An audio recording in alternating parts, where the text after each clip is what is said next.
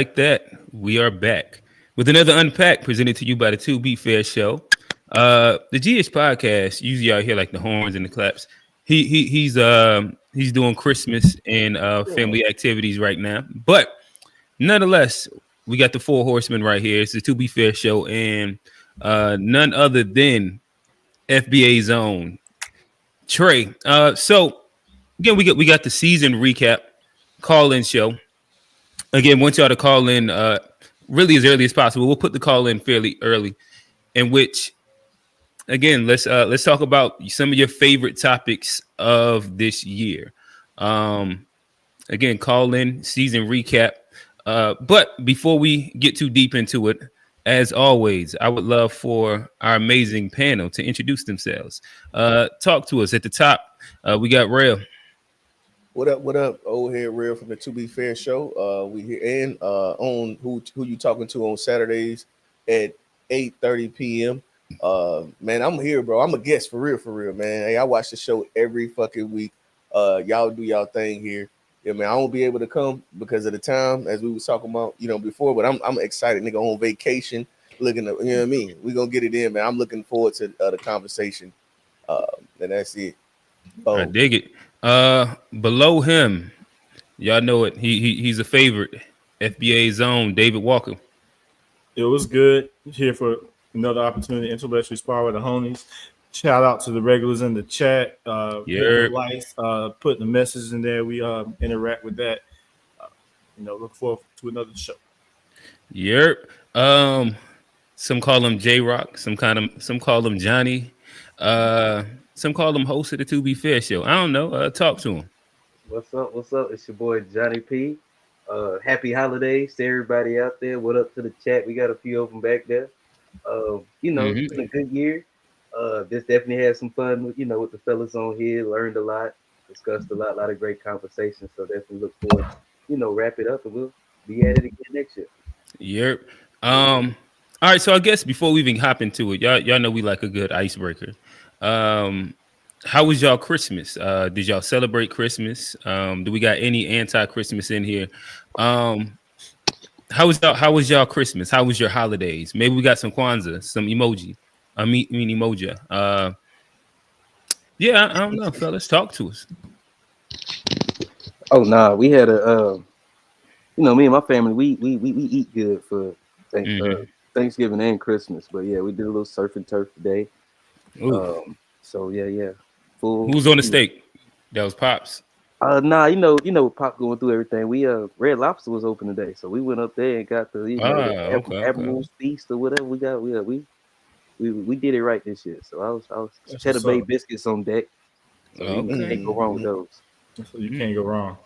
Just shout out to the family. Tell everybody I said what up. Oh yeah, same to you too, man. Tell your people I said what's good. Oh, for sure. Man. Same thing as John. We ate good. I was happy that my family this year, we decided not to do gifts like with the internal family, which I'm trying to baby step away from this holiday. We still have the Christmas tree, but whatever. I try to bottle that up and just enjoy the time. You try to bottle it up. Yeah. What do you have a Christmas tree around the crib? Around there? I don't have a Christmas tree. No, I do have an ornament that a friend gave me. I put on this plant right here. Okay. But the only reason I have it is because he gave it to me on my birthday. So if I ain't know no better with a plant like that, I think you was woke. A lucky bamboo.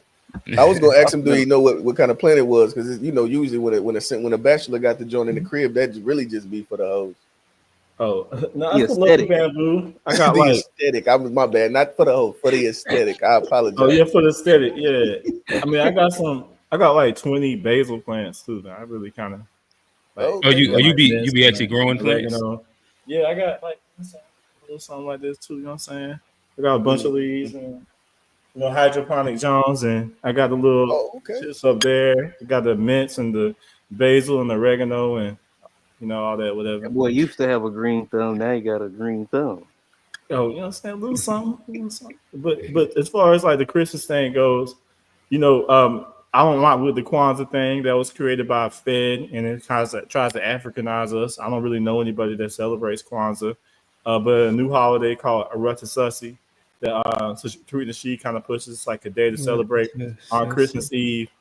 Yeah, because on Christmas, that was the time where a lot of people escaped the freedom because the dominant society was busy celebrating Christmas, getting drunk and all that. So it was the perfect time to run down to Florida and join the Maroons, and burn down some plantations. Or either you can go up north to Canada or whatever too. But so it's a day where it's in the Arutasusi is in the Tut language, which is a language that Black people spoke during bondage, kind of speaking in code, and it means arise. So and what you do on that day is just remember the people that escaped the freedom and share books and things like that. That's dope. Okay. Real? The good tone be hilarious. I think that's and like we were saying earlier, bro. It was crazy because when I didn't have kids, I was like completely against Christmas. Like me and my wife, we didn't have kids for the majority of our marriage, and we didn't celebrate Christmas at all. And then having kids, I understand. See, this is the thing. Like when I didn't have kids, I used to always think about like niggas always talking about if you don't got kids, then you need to close your mouth as it relates to parenting. And I used to be like, fuck that, you know what I mean? But what I learned, like over time, now that I have kids, is like, I still believe a lot of the things that I did, but then there are some things I realized that I was saying and was thinking that just sound good. So I got 2 children, two and 4, and I want to get them out for Christmas, but I'm still trying to figure out exactly how I want to articulate it, since the world around them is going to be doing the thing, and we would end up like opting out of the same thing. So it's like the ability to articulate it, as well as like the time period or age where they'll be willing to or able to decipher and, you know what I mean, ingest the information that I'll be giving them. It's one of those things I'm still working with, and that's why I thought it was dope that you said like you kind of like weaning yourself off of it, and that may be like an approach that I kind of try to have, because I really don't rock with it tough like that, you know what I mean? But I do love to see those smiles on my kids' faces, and maybe I can kind of create. And I'm gonna try to tap into a little bit more what is a Arutasusi. Arutasusi. If you look at the chat, TBI just He put it said in there. it. Don Yeah. Oh, P. yeah. too. Shout out I ain't got Don. my glasses on, but yeah. I'm gonna look at some. Yeah, I put a link to I guess that's the official website in the private chat. Okay. All right, yeah. I'm gonna peek at it and see, kind of how to, grow that thought process with my children as we kind of continue to move forward. That's what's up. It's kind of crazy the history behind Christmas, man. If you really get into it, like as far as like, man, I think man Santa was a slave trader, bro. Like if you ever Google Christmas in the Netherlands, you're gonna see all the elves in blackface. Oh, It's like, you know what I mean? but see, I just think that Santa I was actually saw fake. something about that where like in the Dutch and stuff, because like Santa's like Saint Nick, he's actually from like Turkey, and so he was like he's not white. And when they got it there, they switched the colors to make the black people the slave and the white guy the thing. So I That's think interesting. actually Saint Nick was like the person, he was from Turkey. He wasn't white at all. The origin. Hey, I just want to clarify: Santa Claus gets no respect in my house. My kids know that I respect. bought all of that shit. He gets none of Straight my up. respects. No, I need Yeah. all mine. I go to work and put in that work to get these things that's under this tree, and I ain't finna let no fat white man. We ain't even got no chimney. Straight up. I ain't finna let him, you know what I mean, get off with my my props. I definitely thank you, daddy. Yeah, baby, that's daddy. You're welcome. From a youth, like, did you ever have to wean them into that, or just like off gate? Yeah, that was never a thing off gate. I wasn't finna give bro my respects. Period. Did you have to worry I guess about them it is. throwing the kids? What's up? Oh no, I was gonna say is Santa big in black households? Now, I've seen black Santas. I think it's But as in like people telling their kids think that Santa did it and not them. Again, I didn't directly celebrate Christmas myself, so most everything that I have is like secondhand experience, and then Yeah, like my my people's family and stuff like that, and how they do it. But from all the families that I've seen around me, I can't really think of a time where like the parents in the black households was giving any version of Santa outside of like saying like the pre-Black Santa shit, but they always let their kids know that they bought the shit. Yeah, Santa was. But I could be wrong. That's why I'm asking. Santa was like the enforcer. Santa was the one like, you bad, that he gonna say don't get the gift. But like everybody knew. Like, I mean, I remember like for as long as I can remember knowing that them gifts came from Mom Dukes and them. Even when like I remember like even still kind of believing in Santa Claus, but like had seen the gifts and it was like, oh yeah, damn, they got those things. So like, what the fuck is like? I remember that whole like thing, but like I always knew it was like my people. I knew it was like sacrifice. Like the sacrifice was all, like you say, not giving the credit. We still talk Santa, but they also was like, nah, this is, this is what hard work gets you. This what I knew the value of it and the sacrifice it took even from a young age. That's on me too. I can't remember ever believing in it. But do you think, like you saying that the black kids that when you around you growing up didn't believe in Santa? The ones around me, no, but nobody believed in Santa ever. Well, I mean, would that have been the time that you was homeschooled, like those younger years, right? Oh, that would have been the time. No, I was me being homeschooled was that was like middle schoolish. Oh, okay, my bad. Yeah, no. But I mean, I was never not out in the neighborhood and shit like that. But again, this is why I'm asking y'all. I personally don't know. This is like, I'm not making an assumption either way, but from everybody inside like the neighborhood that I grew up in and all of my family, during that time, my family was the only part of like our extended family that was Muslim. Everybody else was still within inside like the celebrating Christianity and all of that. That gives you an out, because if you're a Muslim, then they would expect you not to believe in Christmas and Santa Claus and all that. But I would say the majority of the kids I grew up around as a kid, like in the first, second grade, they believed in Santa. I think we did too. Yeah, but it wasn't for long though, because I remember like not for long. I'm saying like first, second grade. Yeah, it wasn't for very long. It was like kindergarten. Yeah, we was like babies. Man, I ain't no kids in the hood believe in Santa. That's what's up. Yeah, you know what? It's not bad. But yeah, I ain't believe in Santa. I mean, like I say, you hear the stories, and like as a kid, I believed in the Tooth Fairy and shit too, like for a little bit. But like, yeah, like I mean, there's a lot of like the Easter Bunny, like they tell us a lot of bullshit as kids.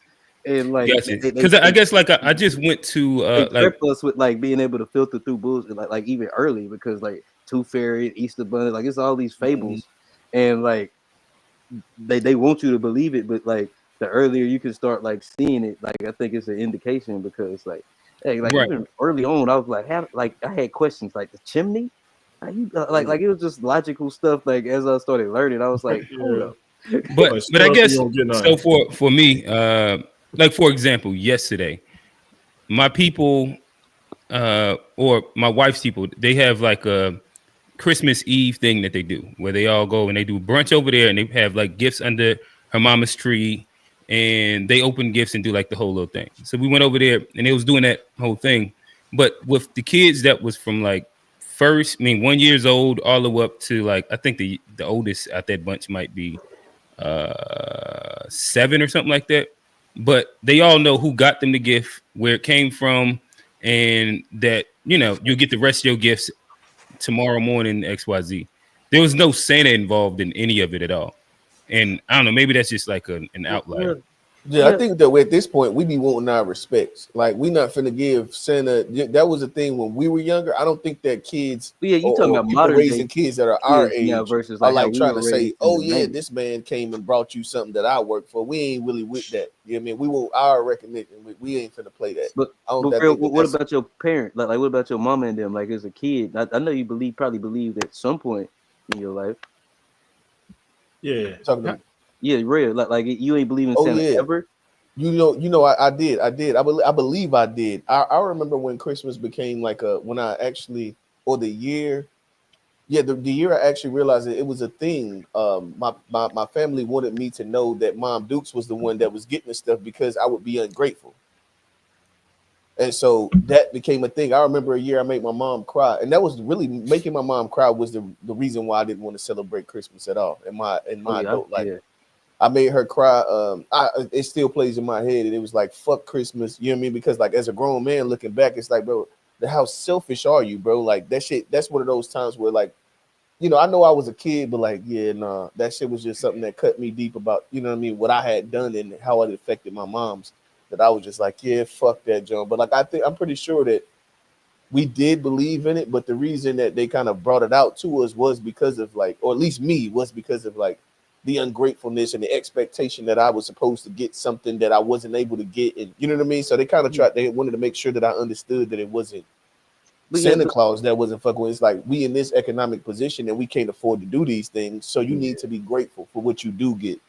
No, that's true. But even as a kid, like with that, because I definitely remember like, you know, the ungratefulness about even when like you can't get everything that you want, like it would be that. But like part of that though, because like, I remember like you would Christmas shop too. I remember that early on. So you would always buy people gifts too. So even within the whole like Santa thing, it was always like gifts exchange. Your grandmother got you this. Your mom and dad got you this. And then like I guess like if it was a surprise, maybe they put Santa on it, or if it was something that I ain't know, you know, it come. But for the most part, most of the gifts had like to and from on it. And I remember even like before I had money, my parents would like give me money and I'd go buy my grandmother gifts, my my auntie's gifts. It wasn't always my money, but like I always remember even giving gifts as a kid, and that was always the gift exchange, even outside of Santa Claus, was always a part of it. So that kind of helped me, not believe in it as much, is because we was always giving gifts. Yeah, I like that Boondocks episode where he was like, Santa, pay me what you owe, and he shoot him with a BB gun and everything like that. Because Santa do owe, because I know you were saying the Turkish guy. I've heard all kinds of stories about the origins of Saint Nicholas. Because Greece, but it's in modern day Turkey. I think it was Greece back then. Oh, Greece. Yeah. Because like I thought that Saint Nick was Pope Nicholas, who I've heard that too. And he greenlit the slave trade. He's the one that declared war on everyone that was non-Christian, meaning all the black people across the road. And then when you see the elves, and I'm like, are those really the gifts that the white guys are bringing? And then when they had the bells, and they used to put the bells on the slaves, so the people that the enslaved men, so they could tell where they are. And you start getting these connections, like song Jingle Bells, and it was written like during the Jim Crow era, and there's a lot of blackface stuff going on. So it seems like the roots of all this Christmas stuff is like during like transatlantic world war, like the trading people who were enslaved. I think that like for us and like most black people, like we don't celebrate these holidays based on what the history of them is. We celebrate them most times like to get family together and to see our kids smile. So like that was one of the things, like I enjoyed seeing my kids smile this morning, and like the anticipation of like, oh, I got them this. He's gonna love this. She's gonna love this. Like, you know what I mean? And I used to think before I had kids, like, oh, I don't see why people do it. Like you can just give gift throughout the year, and like that was my whole thing. And then like, you know what I mean? Hey, it's one of those things, like I say, I want to wean us off of it, but yeah, I mean, I don't demonize or like I try my best to humanize people in their decisions, especially as it relates to their kids and just their walk, because bro, it's all of that figured out shit. It sounds good, you know what I mean? But I think oftentimes like we be needing to humanize ourselves and give people more grace for like their understanding and what they're willing and not willing. You know what I mean? As far as how we are socially, bro, I think that like we kind of at some point may go a little too hard about it, but like I said, I want to wean us off of it as well. I mean, but there's something kind of sick about it, because we just happy to have a day off, just like they celebrated Christmas on Thanksgiving on the plantation, I'm sure, because they were happy to have a day where the overseer wasn't around, everything like that. So we've just kind of been conditioned to accept this holiday that really isn't of our culture. It's really celebrating some pagan stuff. It's not even about Jesus. Wasn't even born on Christmas. We know that much. And so everything, and it's really just about commercialism. I mean, yeah, just trying to, to buy stuff. Yeah. So if we really break it down, it is kind of crazy to just play along with this. And then like I was listening to the Professor Black Truth this morning, break down the holidays. He was talking about how, like, even with like Juneteenth, for example, I think it was more powerful when we took a day versus them giving us a day. Just like how Hispanic people, they celebrate Cinco de Mayo, which is of a whole different country, but they like take a day, and like Jewish people, they take a day. Like, What day do Jewish people take? Man, they have all kinds of holidays. They go to work. Oh, for real? What are y'all talking about? Bank holidays? Like not just bank holidays. They Like take Yom all Kippur kinds or of something days. like that. What is the Jewish holiday that they all take? Man, my homie works at a law firm, and then there's several days where everyone else is at work, and it's some holiday that we don't know about. And then he takes them. I can't remember the names of holidays. I'm not in the culture, but also a lot of like banking. He's in big law for banking. So there's okay. You're talking. Okay, I guess I'm caught up to you. Go ahead. Yeah, they have like days that are holy to them in their Jewish belief, and you say that they. But isn't now the thing that they do to kind of surf all of these things inside corporate America? They don't like specifically give you like federal holidays, like mandating Kwanzaa as much as they'll give you 2 personal holidays that you could take and use for whatever. That seems to be like the new thing that gets away from whether it's going to be Cinco de Mayo or Kwanzaa or having to do any specific one.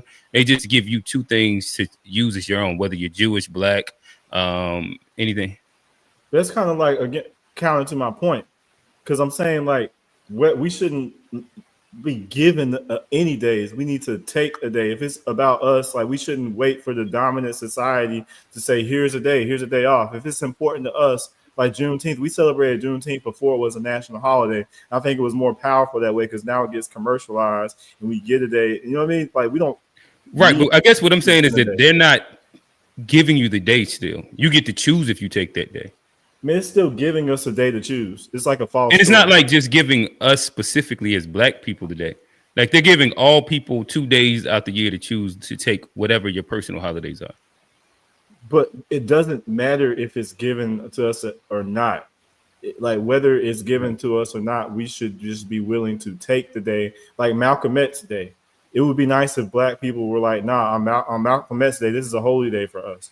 Or Martin Luther King birthday, which is already a federal holiday. But I think there's more power in. I guess so. What are you saying that? So what if you use your other personal day for Malcolm X birthday? I mean, you can take it, but if you don't get a personal day and you celebrate, I think that's even more powerful. Because you just like, don't lose. He's saying it's something that should be done as a collective, regardless.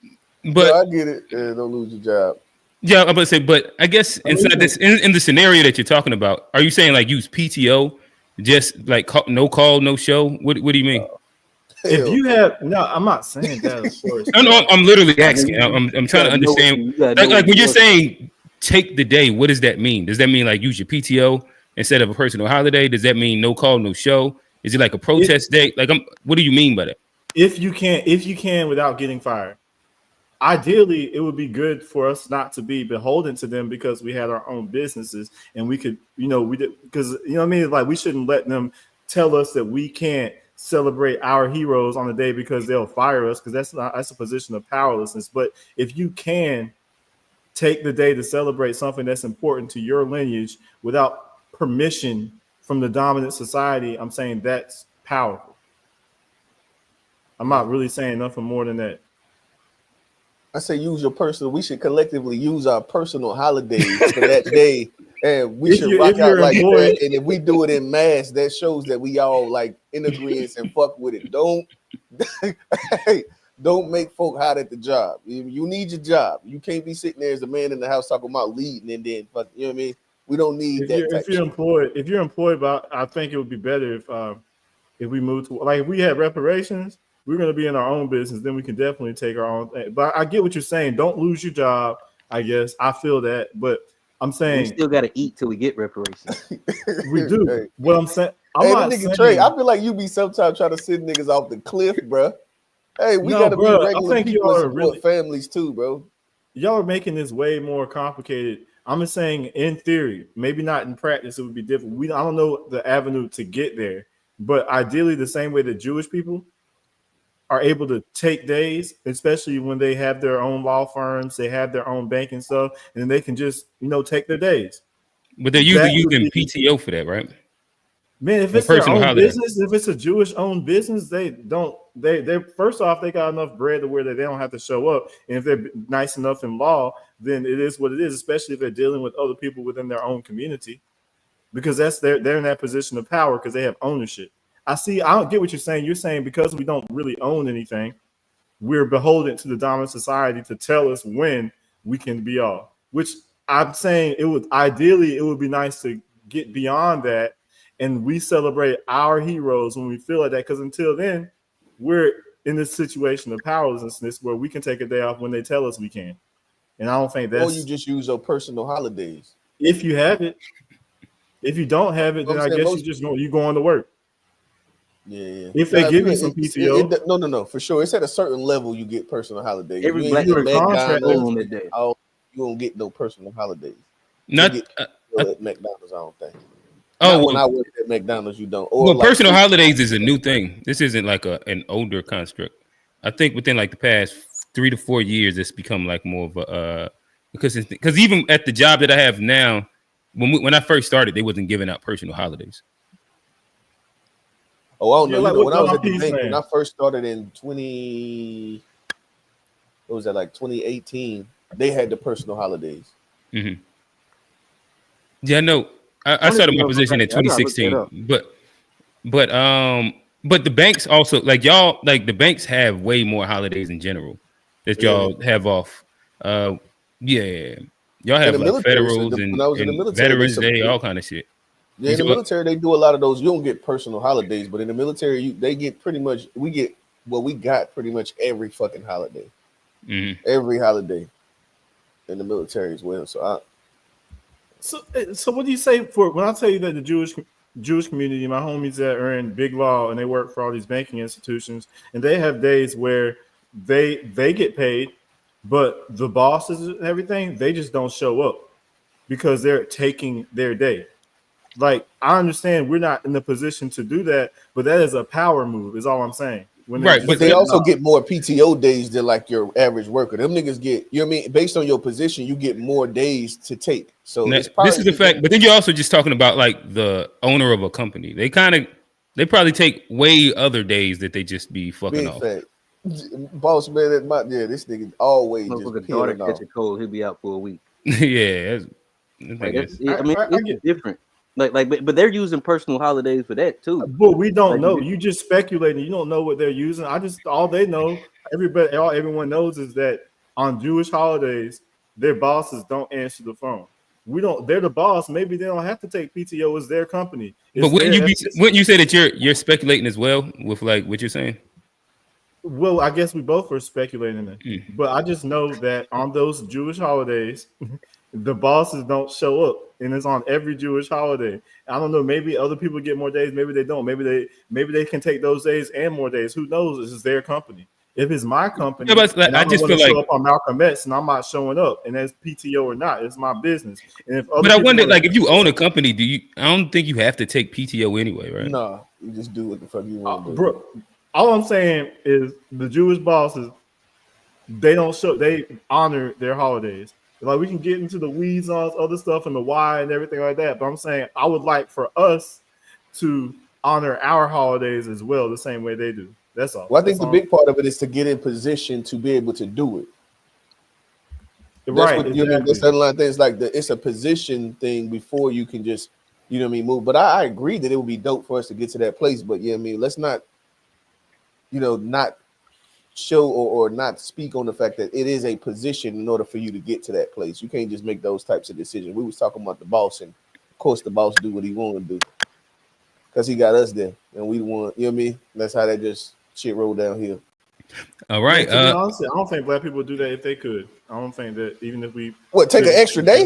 No, niggas ain't gonna take a day. None of those specific. We wouldn't save a day. No, we wouldn't say.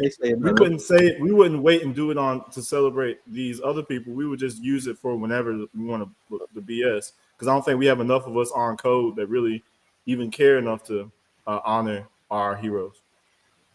Unless the dominant society tells us to, then we will. As long as black men included in that, I'm going with you. Yeah. That's not. I would think that's more on the black men, because as leaders, we're supposed to be leading by that example. Yeah, that was actually a joke, but yeah, joking. No, but I feel that's a fair joke. I mean, yeah, I think black men should lead by that. Honestly, it would be embarrassing if black women had to take the lead, and we, you know what I mean, on something like that. Got it. I guess this would probably be a good time to segue into. This is really the only question I have, and then we'll probably start the call-ins fairly soon. But again, this is a season recap call-in show. We hit Christmas already. Sound like 1 out of 3 celebrated. 1 out of 4 maybe celebrated. Johnny, did y'all just ate, right? Yeah, I mean, yeah, we didn't exchange gifts this year though. I got I did like Secret Santa at the job and little stuff there, but me and my family, we didn't. Who you did Secret Santa with? Chill, bro. Oh, my bad. My bad. What? Man, 10 toes. People at your job, bro. Like you could have just said. Nah, quit know too much, bro. This man be inside jokes, be shooting to the left. Oh, my bad. My bad. Man, stand on it, John. Down. Here you go. Coach him through it, Trey. Yeah, bro. Damn, bro, you a lay down, bro.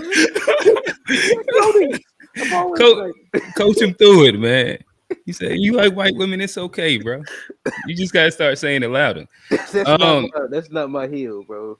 But nonetheless, what has been your favorite topic from this season? Whoever wants to start. Again, I can run down a couple that we've went through, and take it. Say why. We did the Trump election. We did Black media. We've done Manosphere / Red Pill. We did Drake and Kendrick. We've done FBA versus Pan African. We've did being a victim. We just talked about the Travis Hunter thing, DEI, critical race theory. We've done policing Black thought, aliens. Who's worse between conservatives and liberals? Should Black people vote conservative? What generation is to blame for the state of Black America? What is Black culture? Feminism, and even the Black Native conversation. What has been your favorite topic so far? In chat, talk to us. Let us know what your favorite has been so far. I guess I'll start. My favorite. So I did have fun watching the election conversation, but I would say my favorite is definitely the FBA conversation. It was something that I was just completely unaware of. So like, it was like, you know what I mean? Inquisitive mind, like just wanting, you know what I mean? I was just listening and figuring out like what I actually believed about a thing. It was new information. And so I think that the FBA, that conversation was definitely my favorite conversation of the year. Watching as an audience member. Even like in the chat and all of that, the conversation they was having, a lot of it was like, a bunch of name calling and stuff, but some of it was constructive, like trying to get a better understanding, as I was literally trying to get a better understanding. That was my favorite conversation of the year for sure. What is it? Okay, never mind. But got you. Appreciate it. Trey, what does that emoji mean? It's supposed to be a fire.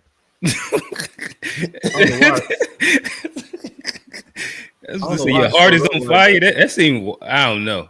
Yeah, let me check. Let me delete that, bro. Okay, all right. It just threw me for a loop. That's why I was like, oh shit. That's on the PC. Okay. Oh shit. Yeah, hey, pause. He didn't mean that, Don. He didn't mean that. Yeah. It's fire that you take those days off.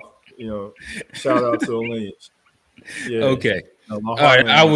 My bad. I was stolen for that for a second. I'm glad you corrected me, bro. Good call out.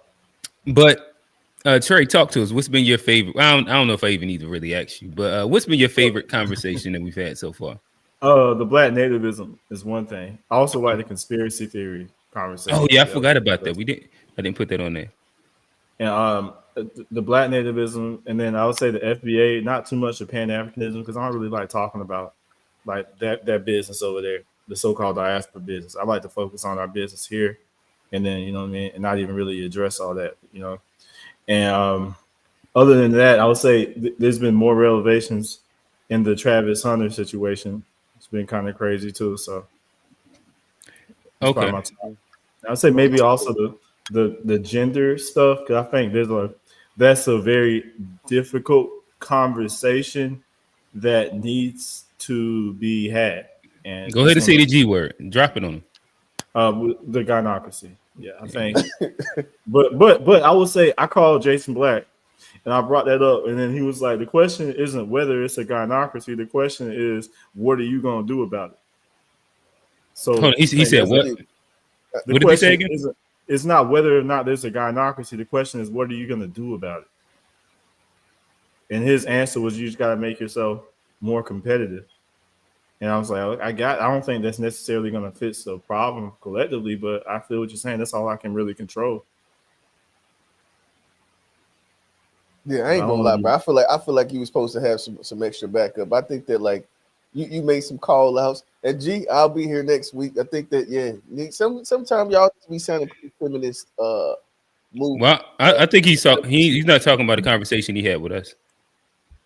Oh no, I'm just talking about. I understand that, but he was saying that y'all had this conversation as well, where y'all talked about the genders and all that stuff. So that's when he brought it up. But yeah, I've heard, y'all going and mention definitely like the relationship dynamic, not necessarily in like a full-fledged conversation, but it's been brought up multiple times, like the idea of the guy knock. Matter of fact, y'all just did that 2 weeks ago, last week or the week before. The guy knock. Where when y'all it was. We talked about Travis Hunter last week. Oh, that was 2 weeks ago. It's when y'all were on my ass in the after show. When the chat, not the chat, the guys, the FBA guys, they flipped on you. Listen, Trey had they set him down, and they had about a good 2 hour talk with him. Try to get him right, but Trey, he's gonna stand on business no matter what. And we free, nigga. Black man freedom. Do what you want to do, black man. Don't let nobody shame you or manipulate you. You free, bro. This is not even if they say it's off code, bro. They're just mistaken. I think what's off code is enabling bad behavior. Hey, them niggas don't know Trey is a coder. That's what he do. Yeah, he create the code. Tell him. Tell him you working on a new framework right now, brother. No, I don't want to mix on and off code with. I think I may be. I think that they were saying that. Okay, go ahead. I might be slightly off code. I'm not really sure. This is kind of like a new realm to where I'm not really sure what to make of this information, bro. Because I see all this information we don't talk about. We look past. We turn a blind eye to it, and it's like. I'm not in the position where I don't know what to do, man, because I see the betrayal. I see the stuff with all the situation. I see the lack of accountability. Damn, is that off code? I don't know, man. I might be off code. But I do know that there's a problem, and I'm not really the type to see an issue and then just like gaslight my way through it. You know, the same thing with we talking about the nativist theory where a lot of that stuff don't make any sense, and it's just like I can't shut up about it because we got all this indigenous history, but we just love clinging to Africa. The same thing when we have all this bad behavior, we have this long history where our shit's been upside down within our dynamics between men and women in the black community. And then when I call that out, I get shamed for that, and it's like whatever, man. If that's off code, then so be it. Well, I think your solution tends to be the thing that they don't really ride with. Well, that's negotiation, bro. If you ain't willing to walk away, then you don't have no negotiating power. Hey, that is like your POV. I like that, boy. But that is your POV. I would say I'll give you the chance to answer. Steve is having a Dominican barber off code. Don P is also asking a question. Hey, Johnny. Hey, I got one too. Okay, hey, I did. That's just a Rock Hill, South Carolina thing. John put me on the barber. I ain't trying to put you out, bro. That's what's going on here. Thought my dog taking bullets for you, but we all know Johnny got tether hair. That's a joke. It's a joke. It's a joke. It's a joke. Jokingly, you look like that 4C. But John, you look just like your great granddad. Hey, I don't even know what that means. He said he told. I got some non-FBA, I got some blood back in, I got that old blood in me. You got that that type oppressor blood. Oh, okay. But the Dominican get me out. I like to go on my lunch break, bro. And the Dominican, because we got that language barrier, we don't really be like talking too much and everything. So he gets me out, bro, in like 30 minutes. It's always on time, you know, and it's straight and it's for the low too. So I can't knock it, bro. It's right down the street. Like, I'm So not what about were you to. saying? You said he's always on time. What does that mean? What you saying about it black means, bro, all right. This is not all black barbers, but hey, there you go. Black- This is not all. I knew. Hey, Trey, let me ask you this: who was you just looking at over there in that corner? Ain't nobody in that room. That's what you know. You about to say something crazy. I was just looking, I was just looking out the window. It's like The window, the other way. That nigga said, "Hey, listen." Yeah, we can see it. Yeah, we trying to make sure, like when I know you about to say something crazy, you get to looking around, like make sure ain't nobody in here that's about to hear me say this shit.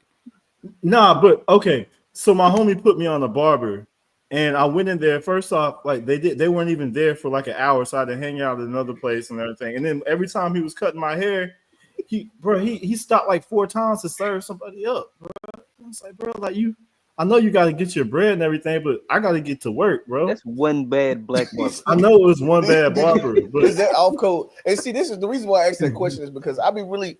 The only thing is I need for a nigga to come up with a PDF so I can download it to make sure to figure out what code.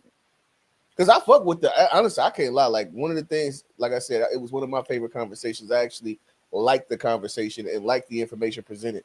But I think that like that's one of those things where it's like, you know what I mean? You can kind of like say what's on code based on your personal preferences. And then this dude over here, he can feel like it's a different thing. I think that we need to, you know what I mean? We need a PDF file that's downloadable, you know what I mean, on Android and it's not that complicated, platform. bro. Yeah, no, it's that complicated, bro, because y'all be freestyling sometimes. Putting your people first.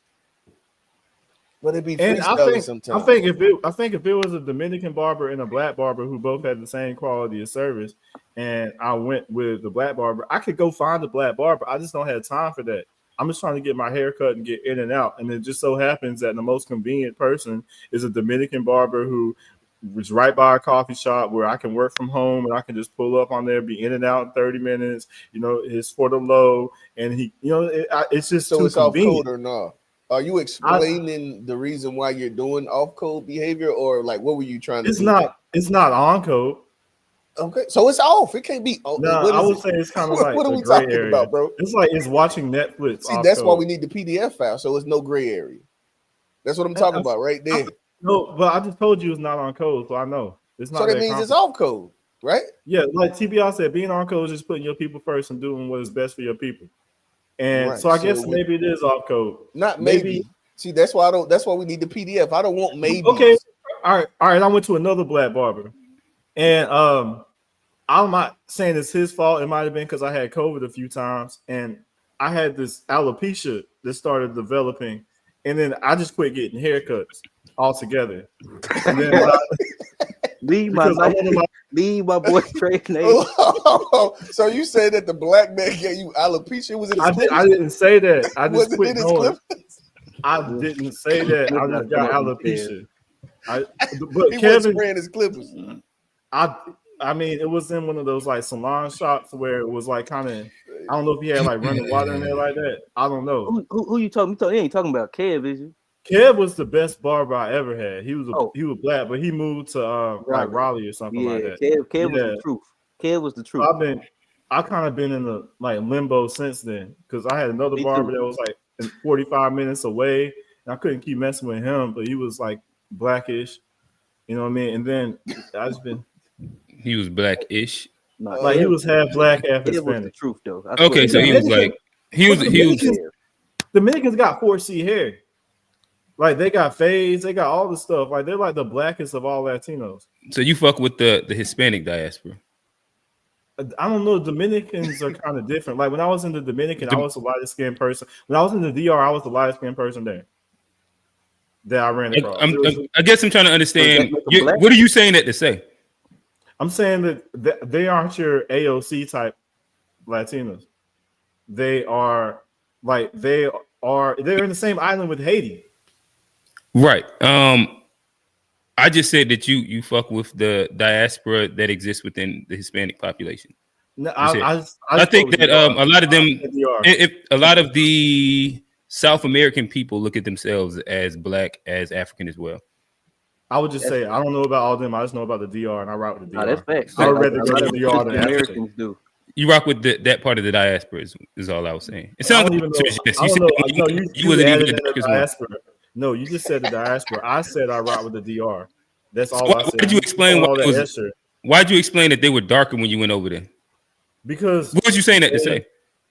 Because you said the Latinos or something like that, and I was like, I said the Hispanic. I didn't put Latino at all. I just said the Hispanic. I mean, they speak Spanish island. I don't know what to make it. DR is something different though, because they're not like the Mexicans.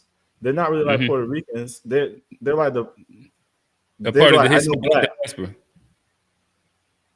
You throwing in that word. I don't know if that is not true. How else would you like if you use like the definition of Hispanic and the definition of diaspora? You put them both together, like it fits exactly with the DRs. With the diaspora, what does that mean? It means a group of people who are lost from home, right? Like spread out from their homeland. That's the answer. I mean, the definition of. I don't think the lost from home part is a part of it at all. I think it means people that a group of people who share a cultural regional identity will live outside of their traditional homeland, i.e., they lost from their homeland. I don't know if Dominicans. I think they have like Taino roots. People. That dispersion or spread of people from their original homeland. Right. Yeah. I don't think Dominicans see themselves as like they're lost from their homeland. They're spread out from their homeland. I think they think they're at home. So you think that they originated on the island of they have indigenous roots. Yeah, roots on the island. What is that? Hispaniola. Is that it? But the Dominican. Wait. All right, so help me if I'm getting my history incorrect, right? Haiti and Dominican Republic is the same island and it's split. One of them is lighter skinned because of they were colonized by the Hispanics and had sex with them, and they made those the elite class. And then the Haitians are more so between like black and the Taino roots, and they push them on the other side of the island, and they pretty much treat them like Gaza. That is kind of like the like what is happening over there, right? I think there's more to it than that. Because I think you have to look at one was colonized by the French, one was colonized by the Spanish. And the Spanish in their colonization, they had more of a practice with procreating with the indigenous people versus the French. They just worked them to death and imported Africans. Okay. And that's why when you look at the slave trade, the majority of the slave trade ended up in. And so what you're saying is that on the right side of the Dominican Republican side of the island, it is Spanish and Tainos, and that's what those people are. And the other side is black and black French and Tainos. It's like African. Okay, African and French and Tainos. I don't even know much French, but yeah, they speak French. Okay, so African and Tainos. Africans and natives on one side, and then Spanish and natives on the other side, right? I would say that's close to accurate. Okay, and where do you think that those natives came from, or they just like grew from that island right there? The natives in the DR, I think they're indigenous people, so they're Aboriginal. Okay, so do you believe the Aboriginal people came from somewhere, or are they the same Aboriginals as say the Mayans and those people around that same they came from the same spot, right, as the Mayans and like other people that it's been a long walk. He walking you down, you don't see it. I mean, but I see what he's trying to go with, but I'm confident that it's going nowhere. Like the Aboriginals, there were black Aboriginals in the DR and the Southeast and South America. There were black Aboriginals all over this place. I think the the DR folks come from there. I think a lot of the same, if you were over here for thousands of years in the Southeast and the island that is right over there, I think there's intermixing. I think we have a lot of the same indigenous roots over there. But I know that the French, their goal was to slaughter as many as the indigenous people as possible and then bring over Africans. That's why I think you can look at the phenotype of the Haitians and they're more like they look closer to like the Michael Blacks Versus if you look like the Dominicans, they got the same, like even with the haircuts, they look like light skinned black people, black Americans more so than like a Nigerian would. But that just might be speculative. But just look from the eye test, the DR folk look like they are more our cousins than the Haitians. They look more like African looking. Okay. Like West African. Hey, I remember on one episode y'all had like a soccer Hey, Johnny, I'm team about to up come there. to you in a second. Yeah. You remember y'all had that soccer team up there? You like, they go Yeah. Yeah. They look just like Trey. It was hilarious. But yeah, nonetheless, Johnny, talk to us. What has been your favorite topic of this season, and why was it not aliens and UFOs? Oh, because I ain't even going. I ain't even falling for the bait, bro. I ain't even falling for the bait. But my favorite topic, the FBA, the whole diaspora shit, because I think that's something that really kind of like shifted my view on like how I looked at things before and like kind of where I'm at now, at like after having those conversations. Mm-hmm. The politics stuff was cool at first. I think it was cool seeing black people be open to other political options. I think that was something that was very refreshing to see. I think it's something we got to build on. We got, midterms coming up, and then another 4 years we're gonna, have to continue. So that was something that was, a little more refreshing than just the typical stuff that we hear when it comes to election and black people. What else did we have? What else did we have? Those are the two that really stand out to me. But I like you say, any of our conversations have been, pretty enjoyable. The interracial dating where we at now, the feminist stuff. I think that's funny. I don't necessarily, agree with, Trey as much on this one as I do a lot of that FBA stuff. We have our differences there. And I think that's fun. I think it's, Told you, Q. I told you, Q. Well, I told you. He said he on my side. He ain't on my side. I said I don't know where Johnny's going to land. No, Trey. I can explain it out. Like we can explain it out. We gonna say this for next week. Oh, okay. Yeah. We gonna have some fun. I'm not with you, Trey. I done been to United Nations. I go, but I still love my people and like them FBA women. Nigga, I love my people, nigga. Bro, how you gonna add him on that? That's the fucked up ad. Nigga, what? God damn. All right. So just before we move on, Trey, do you want to go ahead and end the Dominican allegations? They're saying that you're no Dominican, me FBA. No, okay. I do rock with the DR. Dominicana. Yeah, no hablo español, seven poco, But I would suggest there's a trip. I would go there 10 times before I go to the to Africa or whatever. Because everything, man, I had a great time over there, man. And you don't think that you would have a great time in Africa? Not for I think it costs a lot more to go to Africa. Hey, I think a lot of you've been on A Black Story or not, boy. Hey, living a motherfucking time, boy. I don't know if you on that screen or not, but man, I know that shit costs, bro. The DR was cheap, bro. Like we rented this crazy ass complex for like under $1,000, bro. The food was cheap, man. The flight was quick and cheap, bro. I could go. That's one of the places. You know how Myrtle Beach you can just pick up and roll to Myrtle Beach. The DR is like if you want to travel internationally. And then I went to Mexico. Like we split it, like it was like $700 a piece for a big like luxury complex like now with this crazy pool and everything. And we were there for like a whole week. And then when I didn't do no tricking. My barber was like, "Oh, he assumed that." I think my barber did some tricking when he down there. Oh, if you was doing what do they call it? Sexual voyeurism or some shit like that? Yeah, I wasn't in there for all that. No passport, bro. I was with a lot of couples. No, I was with a bunch of couples. Was you a part of the couple? No, I wouldn't by myself. Oh, you was dolo. Okay. Oh, you should have. I was trying to figure out why you didn't. Listen, I did hear some this weekend. It ain't cheating if you pay for it. So listen, in another country, Hey, that's a double whammy right there.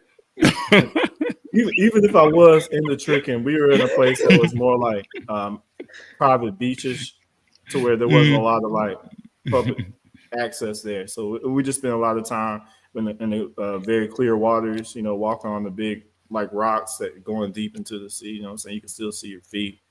Man, it was beautiful. Gotcha. All right. We done brought a favorite up. One of the FBA brothers, Don P. Talk to us. I guess first, did you celebrate Christmas? I don't want to missay the name of the new holiday. So did you celebrate that as well? And then after that, what's been your favorite topic from this season? Yeah, I mean, first of all, what's going on with the panel? What's good to y'all? What's going good, on, brother? Yeah, so to answer your first question, no, I didn't celebrate neither one of those holidays just off the fact that, I had to work. You know what I mean? So, I wasn't able to celebrate it. Number two, as far as like my favorite topic, before I even get into that, I'm gonna talk about like the Dominicans real quick. Oh, damn. Yes, it is off code to get your hair cut by the Dominicans. however, those of us who know we hypocrites. Oh, damn. It is what it is. You getting the Dominican cut too? You can put Tariq Sheet in that too, because I got them Dominicans know how to cut, boy. Ass too. Real, we need the PDF, bro. They know how to cut. We need the PDF. They know how to cut. Man, you shouldn't be able to talk about this topic, bro. That's not fair. I had it for a while, bro. No, you don't gotta dog in this fight, bro. I can't talk about like previous what I used to do back in the day. I know I'm bald now, but that's a different era. No, I see, but see, that's the thing. I'm bald now. I got the common look right now. Okay. Like water but back then, yeah, look at you trying to shame us bald niggas, and Don P one of them. Trey, you ain't too far. Listen, they said you got knees on the hairline. I was born with this. You coming soon? You coming soon, bro? Did push me back a little. You weren't born with it. We can see where it started at right there. We know what that looked like. No, that's what the DR. He cut me back a little bit. Nah, that sounds good. That boy been looking like Stephen Hayes. Oh no.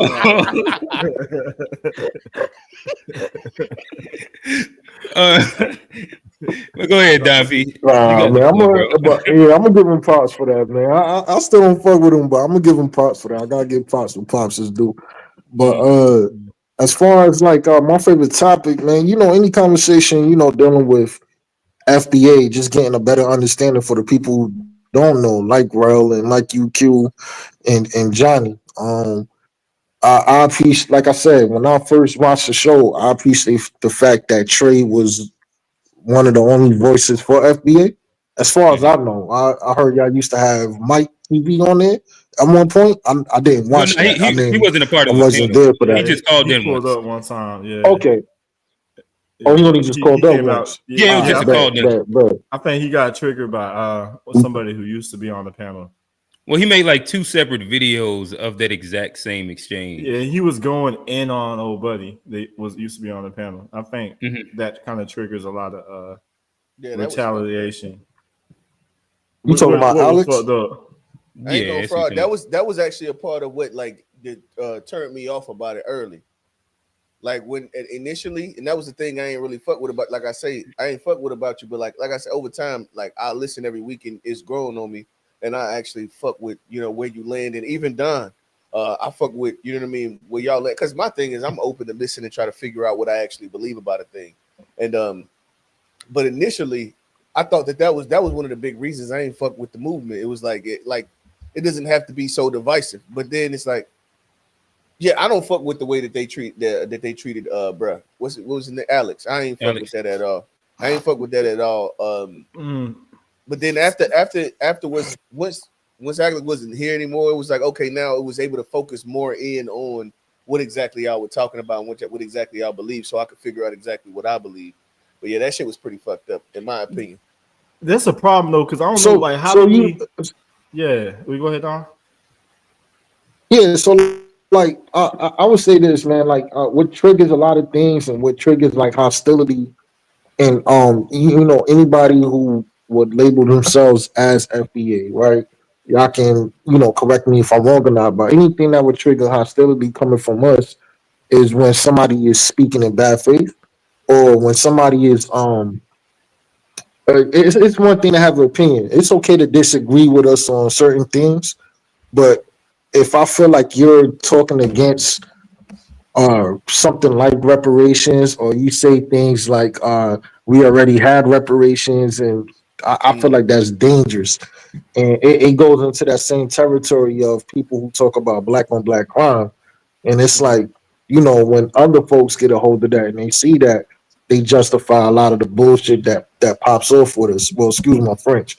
They justify a lot of the BS that pops off with us. And what I seen with Alex was um it wasn't just the fact of him disagreeing with us. It was just more on the fact that a lot of his talking points was, I feel like it was rooted in bad faith. But all right, so I guess if I'm a play devil's advocate a little bit, I think you brought up a couple different things. So one, I would say I've seen, and this is where, like, I appreciate the last week's after show, in which that was one of the few times I did see a group of FBA guys correct another FBA guy about their usage of, like, say, Tether and things like that, and an FBA guy who was pretty much insinuating the idea that all foreign black people are these things, and that, you know, like statements like you can't name one good thing that one of them's ever did to you, when there was somebody else on the panel that was like, damn, they took me in, they did X, Y, Z. So I thought that was a good example of that. But prior to that, a lot of times I've seen it thrown loosely if you just disagree with wherever they're landing at. And, like, for example, the example that you're using with Alex, when you said he said that somebody had gotten reparations before, which, like you could look it up and see that he wasn't like telling a lie, but he also was building a bigger point, which was to make sure if you're asking for reparations, it's done inside a better manner than what that person did, because of this was only done for this one person in this very specific stance. And if you're going to do it, it has to be well thought out and written, or else you'll be subject to this. That was like the entire point that he was making.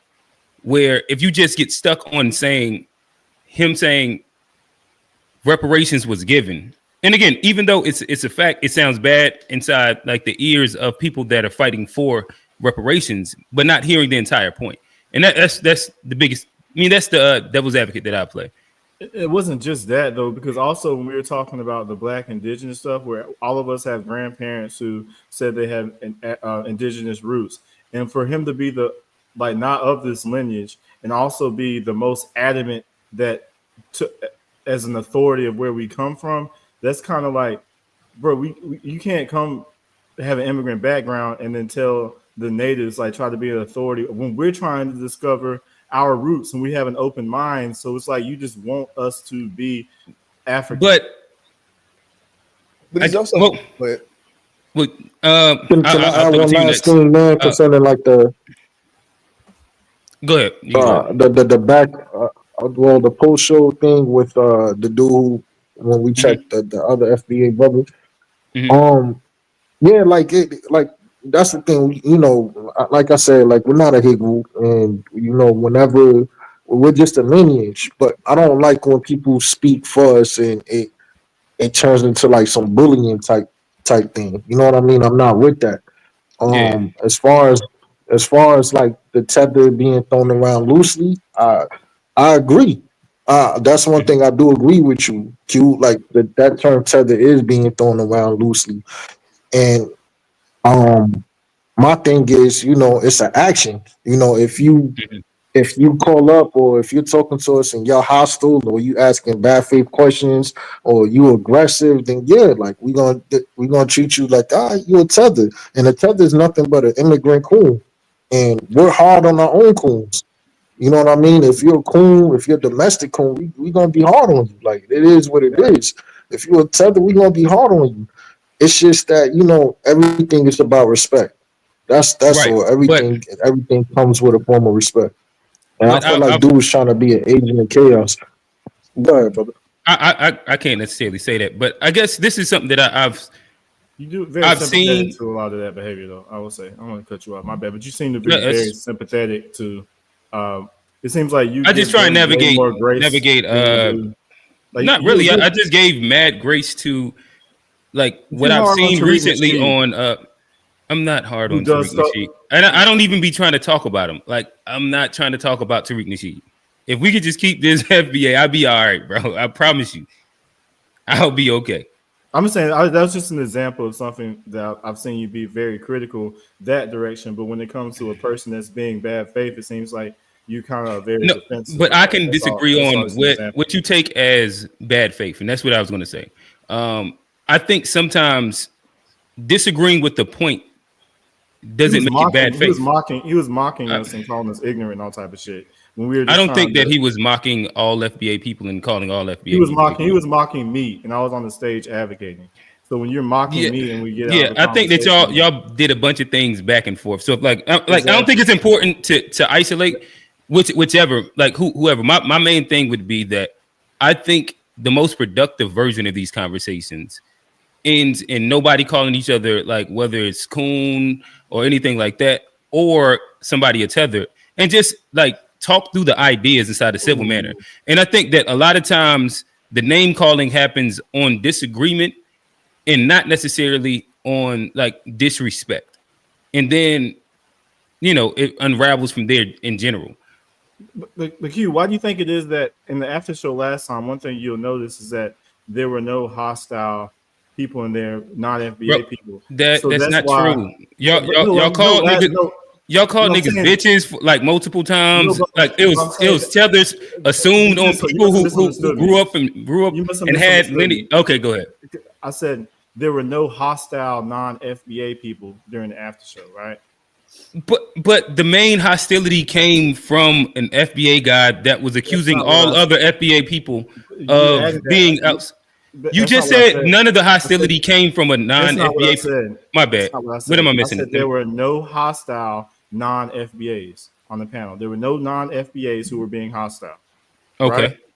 Okay. So when you get the hostile non-FBAs out the room, then we can focus on in-house. But while we have a hostile non-FBA, the last thing we're going to do is check the person that's an FBA. Because if they are working against the person that's being our opposition, then we're not going to check them. We're going to like if there's something going on with you and your family, and then someone's being hostile to you and your family, you're not going to jump on your family instead of jumping on the opposition. You're going to join with the ops. But once you get together, when you're among family, that's when you can have some correction among yourselves. I think that's what you see. Like when you see people being hostile to non-FBAs, that's usually when they come among us being disrespectful. So then we address them. But if you notice, when they're not around, we're not being hostile towards them. So it's not a hate group. It's more of a retaliation. But my thing would be, I could understand this more if hostility didn't exist regardless.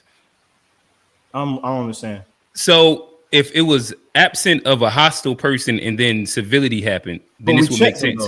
But it was a while though. Like, so it was like multiple times the B word got thrown out there. But we but do you understand what I'm saying? Like, if you're giving the example, okay, yes, no, right? Yes. All right, cool. No, but understand, like y'all check them. That's cool. What I'm saying is your point still falls moot if you're saying that FBA people are of civility, like when y'all are having conversations. And okay, all right. So then we're having two different points. Then, like if you're just saying that nobody was hostile towards a non-FBA person because a non-FBA person wasn't in there, then I think that. But I think sure. That happened, and that's cool. But my thing is that hostility still happened amongst like ages inside FBA people, and then it was amongst people of the same peer group. It still was like, first it was like the old nigga thing, and then there was a bunch of bitches thrown out, and then it was you talking about the person and then it was a bunch of bitches, and like you not really FBA and tethered due to somebody else that was heavy on the movement. That again, just disagreed with. Nobody was Huh? being agents, bro. Nobody was being agents. The Okay. older All right. person So said something I don't negative even I don't against even care to like reparations. go into like the individual insults as much as it was Agents hostility when in you're general. being rude to somebody just for being old. That's when you're being an agent. If a person does something legitimate, So when we you're check calling them on and that. all right, so how But about I'll we take checked them on that, didn't we? I don't think you checked anything inside that capacity. I think that it was somebody So calling another person a bitch. That's what was who else? happening. Who I else don't is see doing how that like shit? you. We My whole checked them, thing yes or is that no? y'all check somebody. You didn't check them. I think that Don P and Fat He Boy got had a checked. conversation with him, but this was Oh, like an hour I and a didn't half. check them. All right, this was an hour and a half afterward, right? And again, like the thing is, like I'm not trying to take away the credit, but like if you're giving You a are. point to say that no, like all I'm saying is hostility still existed. It wasn't like hostility didn't exist. I appreciated y'all checking the behavior eventually, and that was cool. And I thought that that was fire in general. Eventually, But if you're making a credit. point that y'all are only hostile because of somebody is like saying something inflammatory, that's not true. Because eventually it was just all FBA guys that usually agree with each other, and it still became hostile. That's my point. But we checked it though, and my point is, All right, everything that you see from FBAs, all right. like being hostile to non-FBA, all of that is provoked. If you think that we're just sitting around It's each not, other, but that's cool. that's where you're wrong, and I think most people would agree. Like nobody's over here attacking non-FBAs just because they're non-FBAs. That literally never happens, bro. And then when people do check it, that's like last week, and you saw on the last chat, we checked Buddy because he was coming at other guy for being, you know, he was using the word tether loosely, and he was like, we're like, if these people looked out for this guy's family, then we can't knock him for standing up for them, and that was respectable. And he was also the only one that was calling people bees and everything like that. So we checked that same guy, and then you're saying we did it eventually. Oh, there was some of y'all. It seems like you're going out of your way to find a fault with the FBA community, and then you're also saying that the non-FBAs aren't being provocative. And I think that's like disingenuous. I don't know if you're feigning ignorance, but no, I'm not. I can again make my point really, really clear. Please. So when it comes down to like we're just using the word hostility, I'm only speaking about hostile acts and people being aggressive to each other. And to me, if you're saying it's usually invoked, I think cool. My issue is that I've seen it also happen uninvoked inside multiple things. If I give you examples, we're going to like go in tangent form of each example. You give me a good example, so I don't have to. If you give me a good example, I'll say fair. But I don't think you can. That never happens. Like to avoid going inside the circle, to keep going inside like the conversation. So I've seen. I have too many. It's just like you want to go and engage inside like the example Olympics, bro. And I'm not that interested in it. But so I've seen it happen inside that form, but then I've also seen it happen when it's just a room of nothing but FBAs as well. And so to me, it's hard for me to just put it on like the hostile acts only come from when people that y'all disagree with specifically are. And examples. I got you. If you make a point, usually if you have an example, otherwise I just gotta take your word. Yeah. Got you. Again, what you bait me? I'm all right. Like we do this all the time, so I understand. There's too many examples to give, but every example you'll have your own. Try me. I would say this. Can y'all hear me? Yeah. Okay. All right. My internet is going in and out. Like I'm gonna say this. I've been on many channels. I'm gonna start naming out names. You know, Mouthy Megan, BSIA, ADOS, FBA. You know, the Secure the Tribe. What you're saying, Q, and this is why I did what I did last week. Like this is why I was one of the people who spoke up when For the Family did what he did. It's because I see more too often people like that. And when I say agents of chaos, like these are people who I know for a fact, like don't understand white supremacy. And they see a movement and they just hop on it. And maybe they may be FBA lineage wise. right?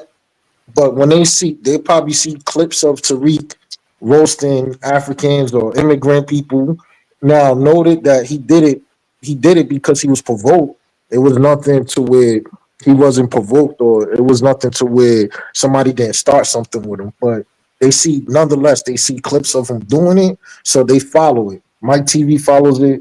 BSIA, he does the same thing to where he's just blatantly calling people tethered. If you're an immigrant, you're tethered. Mouthy Megan, she got on. I don't know if y'all know this YouTuber. His name is TD Hip Hop. You know, Oh, I know you're he talking admitted about. that Yeah, TD Hip Hop. You familiar with him? yeah, he does the news, right? Yeah, he does the I don't think news. about TD and Moody. You know, Yeah, I don't know. he rides for FBA heavy, but you know, Right. he probably says that, I'm not FBA. I think he's Haitian or something. I think Oh that's what he shit. said. He's Haitian. Yeah, you Shout didn't outs know to that, him. right? Nah, I didn't Yeah, know he was. but But see, shout out to but him. Yeah. Marthy Megan, she made up a whole broadcast saying, I don't care if you ride for us, you still a tether, you still an immigrant. And then you have people basically was like, nah, Marthy Megan, he's a rider, he's not a tether. And she was like, I don't care, a tether is a tether, he's an immigrant. You And need then to I go think back that to goes your into own my country question. and fix it. Whoopie woo. Huh? I got a But question John for P. you. I got a Oh, question for you. So, Good. what do you think it is that actually makes them? Because do y'all think what the problem is that they want to be us? What do you think their actual problem? Because to me, it sounds like, and as a matter of fact, me and Trey, we went back and forth about this. I think that we're it's two people that have been victimized that are that no, how do I want to say this? No, let's start with the question. What do you think their actual issue is with black or FBA people? Like, because the delineation, I think that they don't disagree with that because they delineate within the continent itself. So like they know that they're different peoples and they're okay with being different people. So like, what do you think the problem is, and where does the animosity come towards the FBA from them? Because like even with my wife You and said her where's family, the what do you you think? said What where's do the you think animosity makes come? them? Yeah, that's what do you think starts the animosity from them? Like, where does that come from? What do you think that is? From FBA or from the people coming at FBA? From the diaspora. No, the animosity's been there before the internet was even a thing. Like if you lived in places like New York, Florida, Miami, from what I heard, LA, Chicago, if you lived in these cities in these areas, like like the house, like for me, for instance, I've been in the belly of the beast. I lived in New York, right? I have Puerto Rican friends. Well, I used to have Puerto Rican friends. I used to have Dominican friends. I used to have African friends, all of that, right? The odds of you seeing somebody who's FBA in New York, unfortunately, is slim. It's slim, especially right now. It's real slim. So the thing is, even though I had these friends, they have families who shows open disdain for you, right? Right. And What do that's you think that embedded in is? their culture. So that's what I'm talking about. You said Like what? the whole thing, like the that's what I'm talking about. Like the entire thing. Like, what do you think that comes from? I understand what you're It's saying. Like the parents of tribalism. the first generation. It's But when do tribalism. you Like also Trey what do you said, also do you They don't it's rock agree? with each tribalism. other at all. I heard a Dominican. I heard a Dominican. His name was Nicholas.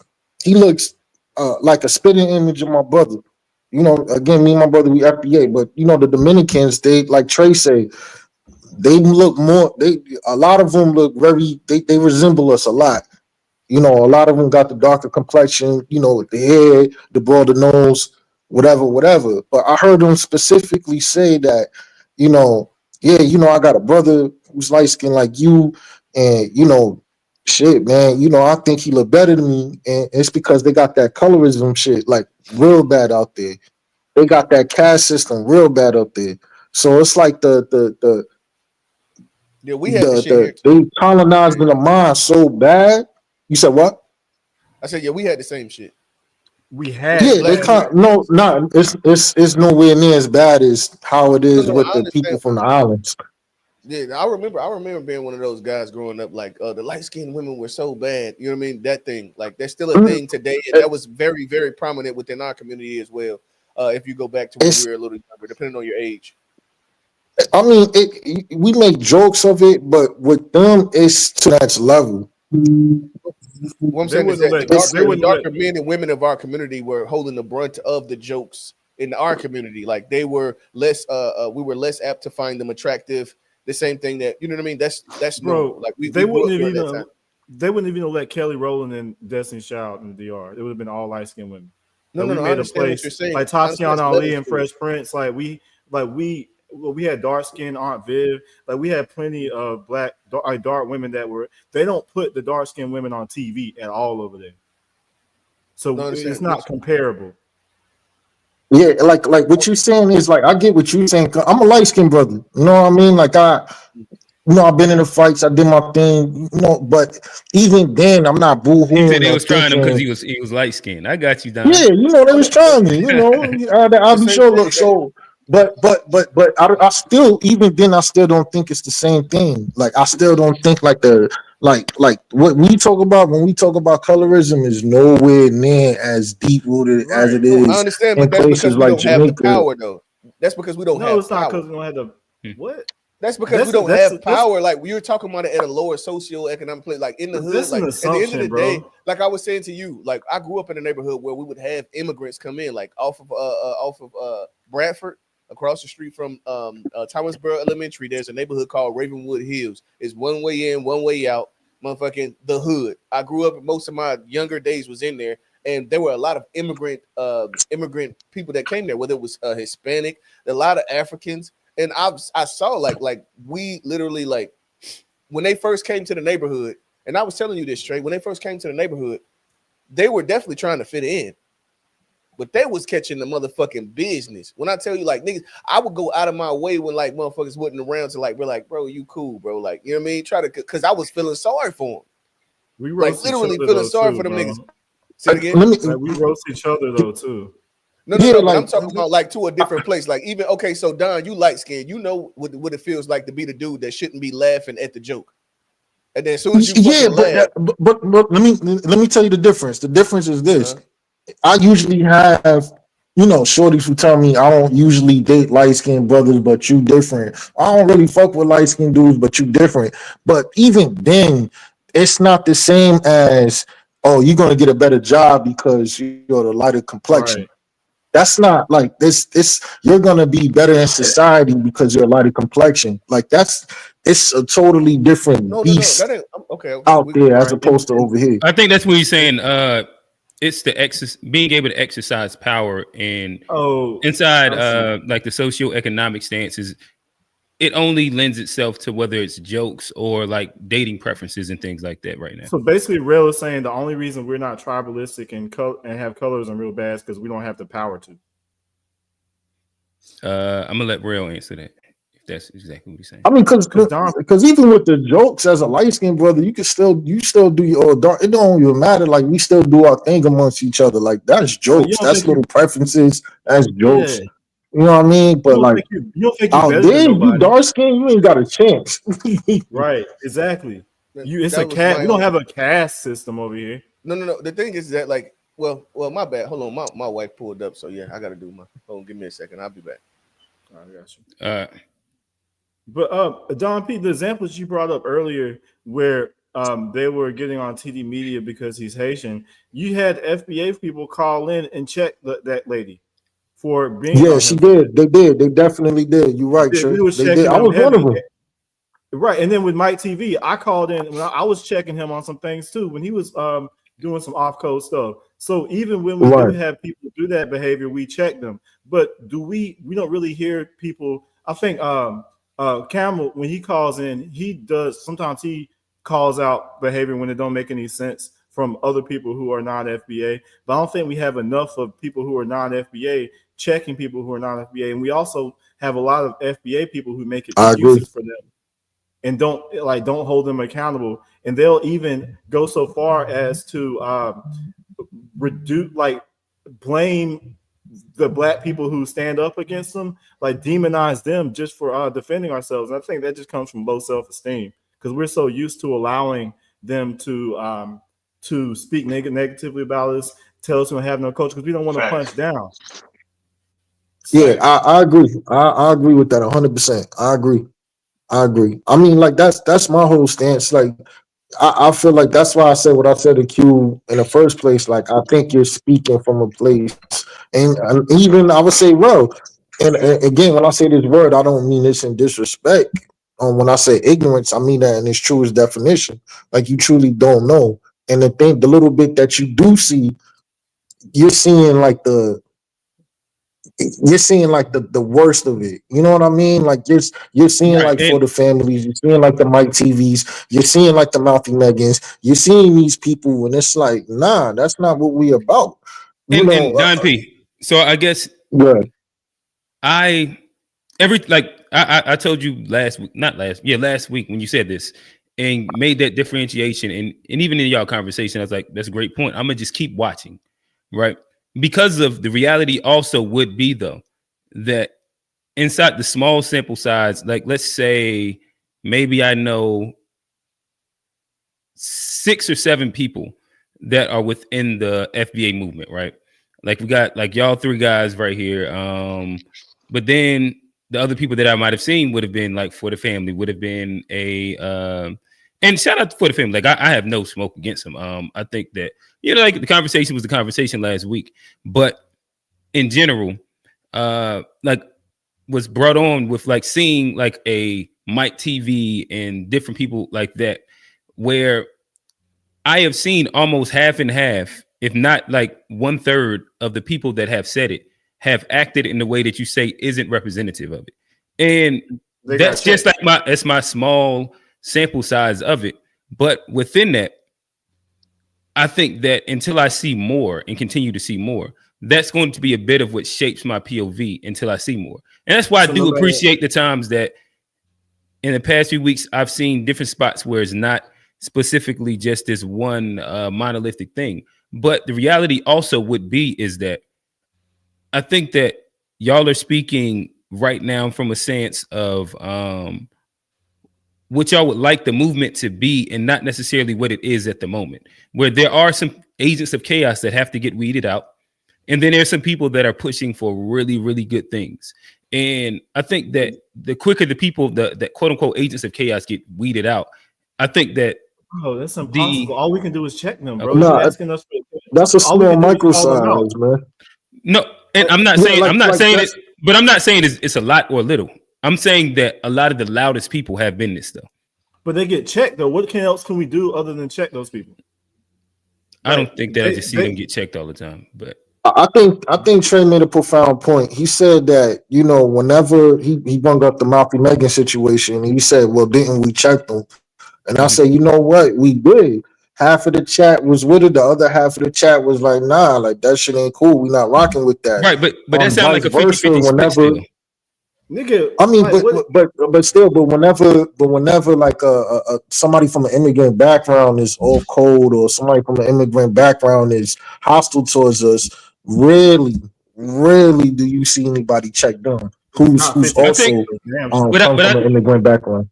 But I think I see it all the time. It's like y'all like the loudest ones. I just seen each other. You see immigrants check each other, but you don't see FBA check off FBA. I think that you're making a point that I'm not making right now.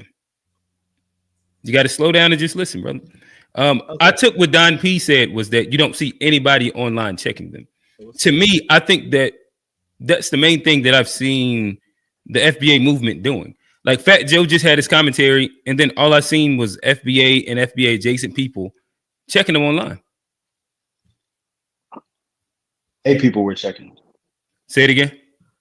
I said no non-FBA people were checking them. So I guess that's what we're saying is the difference. We check our people, but they don't check their people, so we check them. That's what happens. Gotcha. Because if you look at the Fat Joe, if you look at the Fat Joe interview, all of them were laughing while he was talking about FBA, and all of them are from immigrant backgrounds. So that's kind of like the point. Who's all of them? Are you talking about Matt Hoffa? Matt Hoffa. Yeah, he's not FBA. Yeah, you see they were giggling and laughing. They weren't checking. Gotcha. No. And on the Star Report, Star asked Math Hoffa, when he called up, would you have Lil Jamal on there? And Math Hoffa was like, yeah, I'll have him on there, but he's gonna have pushback. And I was thinking when he said that, hold on, how you gonna have pushback on Lil Jamal when he give his spill, but you didn't have pushback for Fat Joe? Exactly. I know I haven't watched the whole interview to be able to give like a but see, that's what I'm talking. Like a profound POV on that specifically. But I wasn't talking about literally Math Hoffa checking him. Math Hoffa was kind of baiting him into saying the whole thing from what I see. So like I'm not worried about that. So what I'm saying is that what I seen on quote unquote the internet was a bunch of people checking Fat Joe about the statements that he said. Like I haven't did. I have. Here's my point that I'm about to make. People. Here's the point that I'm about to say is that I didn't do a lineage check on any of these people. I just know that I seen a bunch of commentary, and the reality would be it'll be one of two things. Maybe there were, maybe it wasn't. But I also don't digest a bunch of voices that I just know are non-FBA. So I think. So like where I'm going to get news at, if I'm hearing them check him, but they also are quote unquote FBA, and then you're saying you didn't hear any non-FBA people. If I don't have a bunch of non-FBA people on my algorithm, where like I would have to seek that out to even have an opinion on it. That's the thing. The people in the room, Q. You can just start with the people in the room that was in the room with them. They were laughing. Everybody who gave their commentary.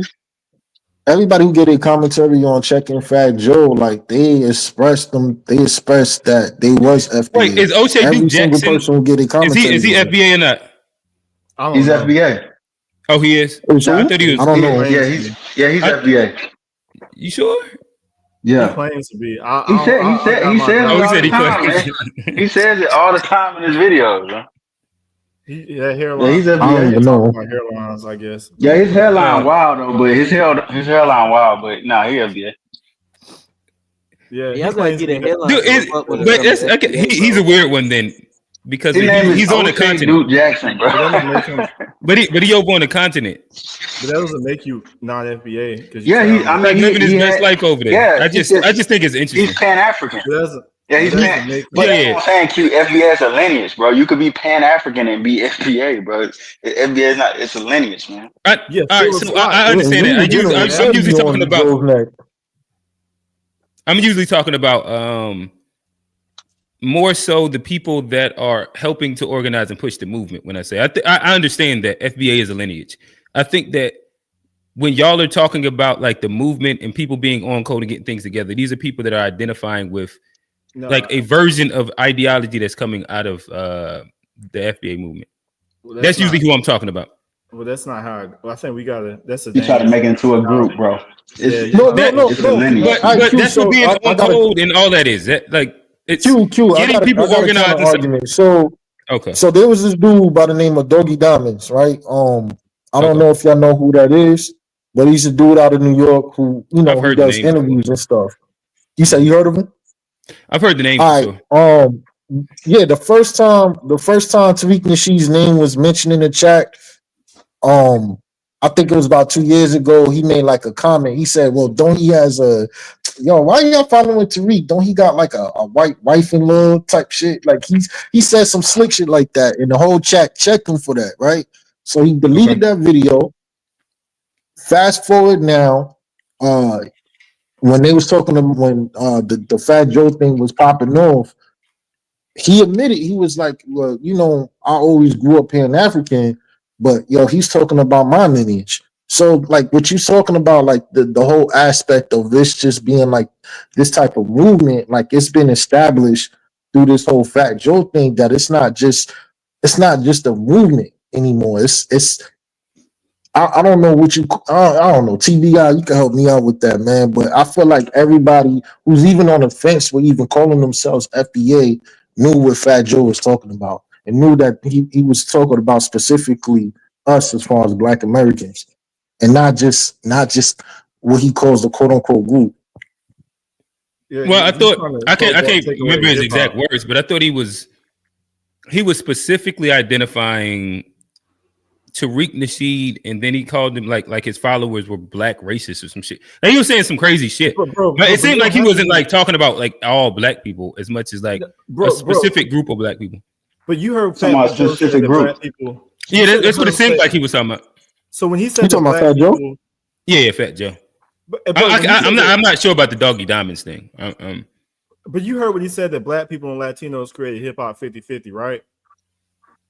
No, I haven't heard him. I don't listen to a bunch of like Fat Joe shit, so I can't say that I've heard that. You're asking me about it. I can't say that I've heard. Okay, well, that's why this whole thing started with Fat Joe. Is he started pushing the narrative that black people and Latinos created hip hop 50-50.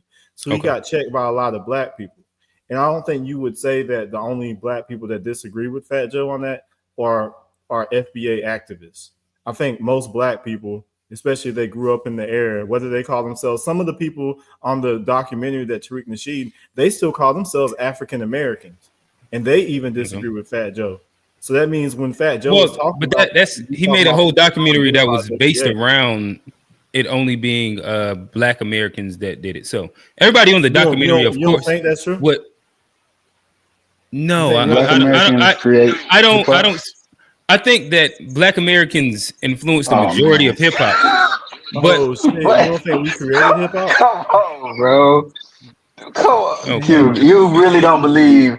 Why is it not 50-50 Latino hip hop artists right now? I think you just like putting words in my mouth now. I didn't even say anything about 50-50. Who created hip hop? It was a yes or no. Yeah, who created hip hop? All right, so like we then have to start at where and what do we look at as like the creation of hip hop? Are we talking about like that first party in that basement and what you call it?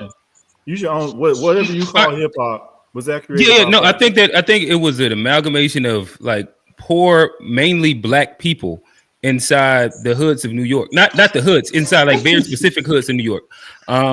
Black and what then? If it wasn't, it was mainly there was black and Jamaicans, black and Haitians, black and Latinos. It was like it was a bunch of different people there. And just the history books of how it went down. Like right now, I don't want to quote the wrong name. That's why I'm not trying to say like the specific name, but I can talk like the event, like the quote unquote first hip hop party was thrown by a black and Jamaican guy, wasn't it? Oh, I see. In the documentary went to show the roots that started beyond that, because it wasn't just like you just asked me, I asked you, what do you mean by like the start of it? So I don't know what you mean by that. I understand that. If you're talking about go ahead, Don. You probably help me out. Yeah, it's like Trey, you about to go back into like way before the Bronx, like where it was actually influenced by like the South, right? As far as like you talking about the Bronx and the Latinos and everything, like what you gotta understand. I'm not even putting the word Latino in there. I think that like Jamaicans had a big piece in it. Haitians had a big piece. Well, see, that's the thing. Right, so this ends up being like a word thing where I don't like whether you want to say a big, a little, whatever. Like if y'all are saying it's only was made by like specifically FBA black people, I would disagree. I'm not saying they didn't have like a majority stake in politics. I just want to give you the politics of what was going down in New York, right? And I'm gonna give you an idea of what the politics was like in New York. If you ever watch Carlito's Way or Blue Hill, Suge Ave, you know, these movies, pieces, you know, they was made in the 90s, but they took place, you know, in the 80s and the 70s. Even back then, you see that all the Puerto Ricans was to themselves. They was playing in salsa music. All the Haitians, they was to themselves. They was doing their own thing. All the Africans, they was to themselves. They was doing their own thing. And I think that was very accurate. And that stands true to this day, to where a lot of these other groups that claim they was down with, you know, with I guess my grandfathers and my grandfather's grandfather, like they really wasn't down with us. They was doing their own thing. You probably had maybe one Puerto Rican out of a whole clique of black dudes who was kicking it with them, but that doesn't make them any creators of hip hop or no, I'm saying like the first DJ that started like the first hip hop party was black and Jamaican though, right? The first, I mean, if you don't want to talk about, that's the story. That was he acting like a Jamaican when he was hosting the party? Or was he acting like a black American? But now you see how now like you're like moving the goalposts. I don't know what he was doing. If you want to use that point. All right, so how about you want to use that point? Was he acting like a Jamaican or was he playing black American music? I don't. Do you know what hip hop was at that moment? Like they wasn't. Was it Jamaican music? Was it Jamaican music? Was hip hop Jamaican music at that point? He said he couldn't play none of that. He said he couldn't play none of that shit. No, dude, no. All right, so like again, understand what y'all are saying. American music, bro. Come on, man. This sounds kind of crazy. All right, so one, hip hop at that point in time. Well, one, we're saying that. Okay, so he was black and Jamaican, but he was acting like the neighborhood that he was from. So he was acting black at that time. So that because of that. He would be, okay. Y'all would claim FBA lineage on that. That doesn't make any sense to me. But then second, like during that time, all hip hop was break beats. He was mixing break beats. And then we just go to who was making like jazz and shit like that. That was like that's originated from Black Americans. That was not a Black American exclusive genre either.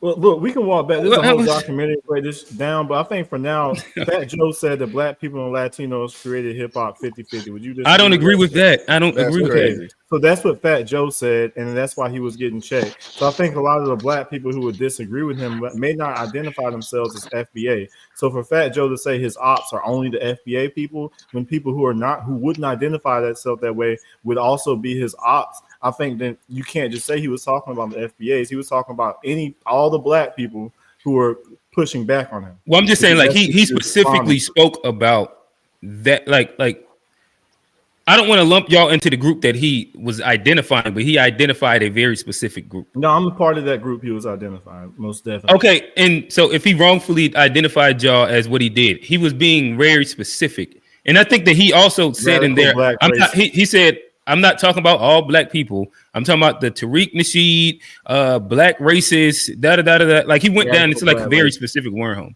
So it's not about calling Black people racist. I'm not making a stance to agree or disagree. No, my bad. I don't agree with that.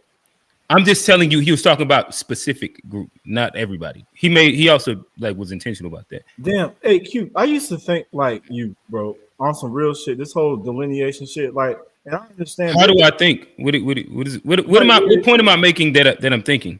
Like I used to be heavy on not the Pan-African thing, but I used to like be on the motherland shit. You know what I mean? Like pay homage with the Kemet, all that. What if I said shit right now that goes to any point? No, but I'm saying because it seems like you're very reluctant to like. It seems like you're very critical of FBA advocates, and you're very defensive of people who are FBA who are critical of FBA. I'm not defending Fat Joe. I said I don't agree with the statement that he just said.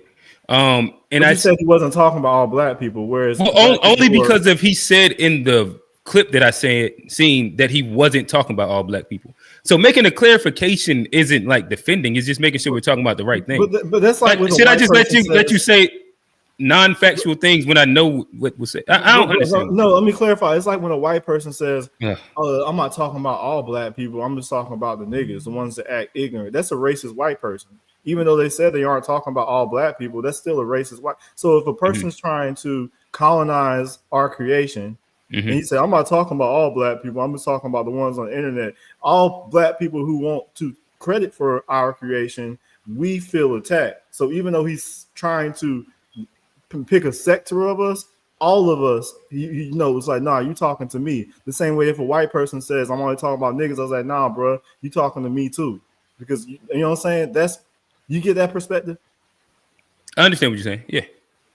So I'm saying for you to, give credibility to Jason, to Flab Joe for like what credibility did I give him because at all? You're saying that he wasn't talking about all Black people; he was only talking about FBA. So you're giving. Well, he specified what he was talking about, and like my thing is that can't do that again. My thing is that I understand what you're saying. You believe that he specified only to really be speaking generally.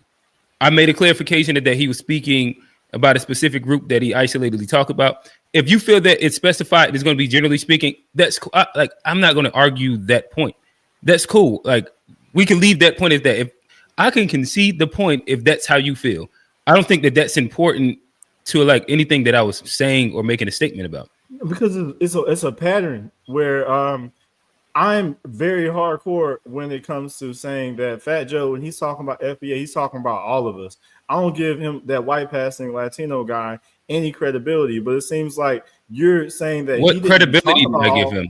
because I you're said saying I he's not didn't agree talking with about what his all of point was. us.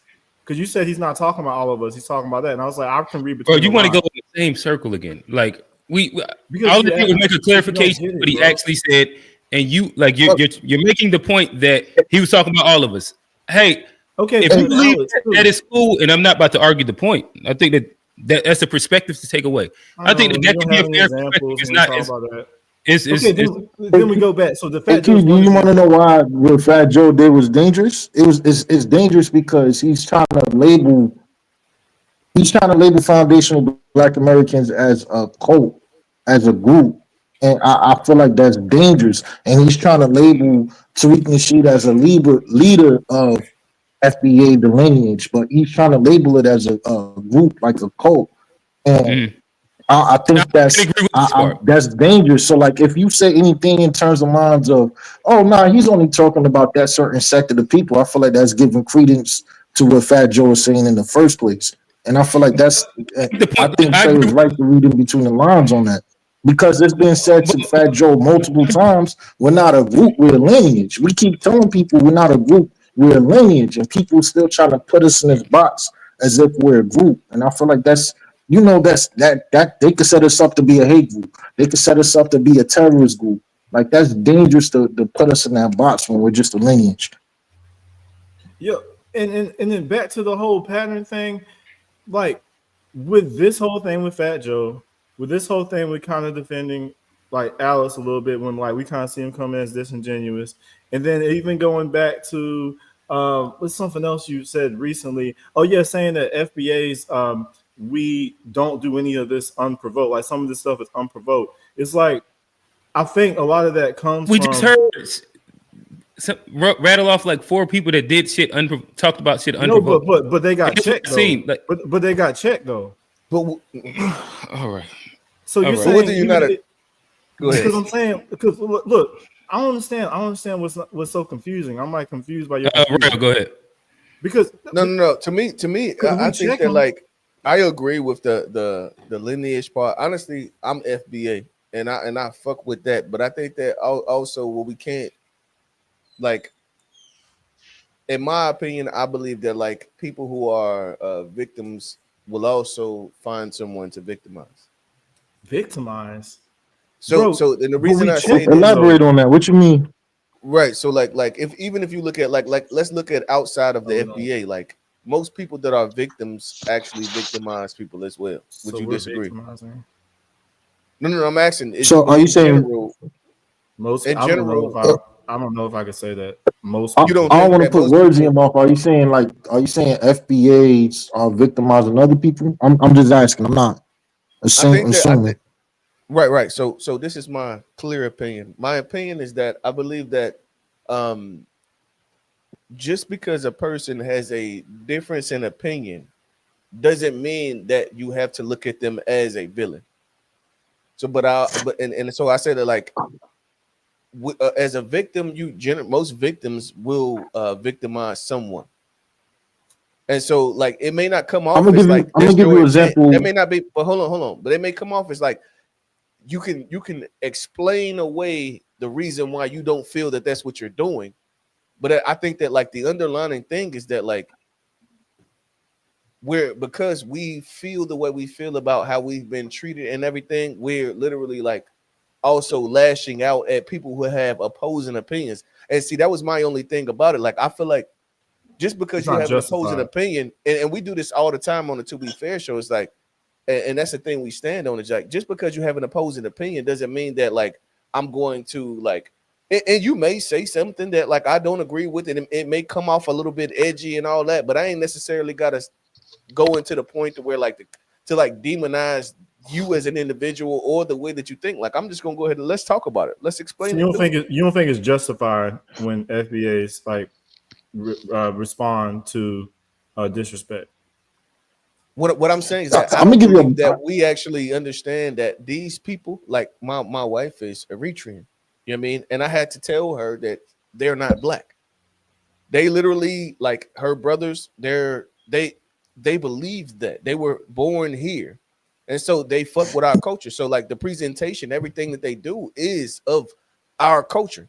So like I had to explain that to them, and so after explaining it to them, initially they didn't agree, but over time we had to come to an understanding. It's like, no, you are different.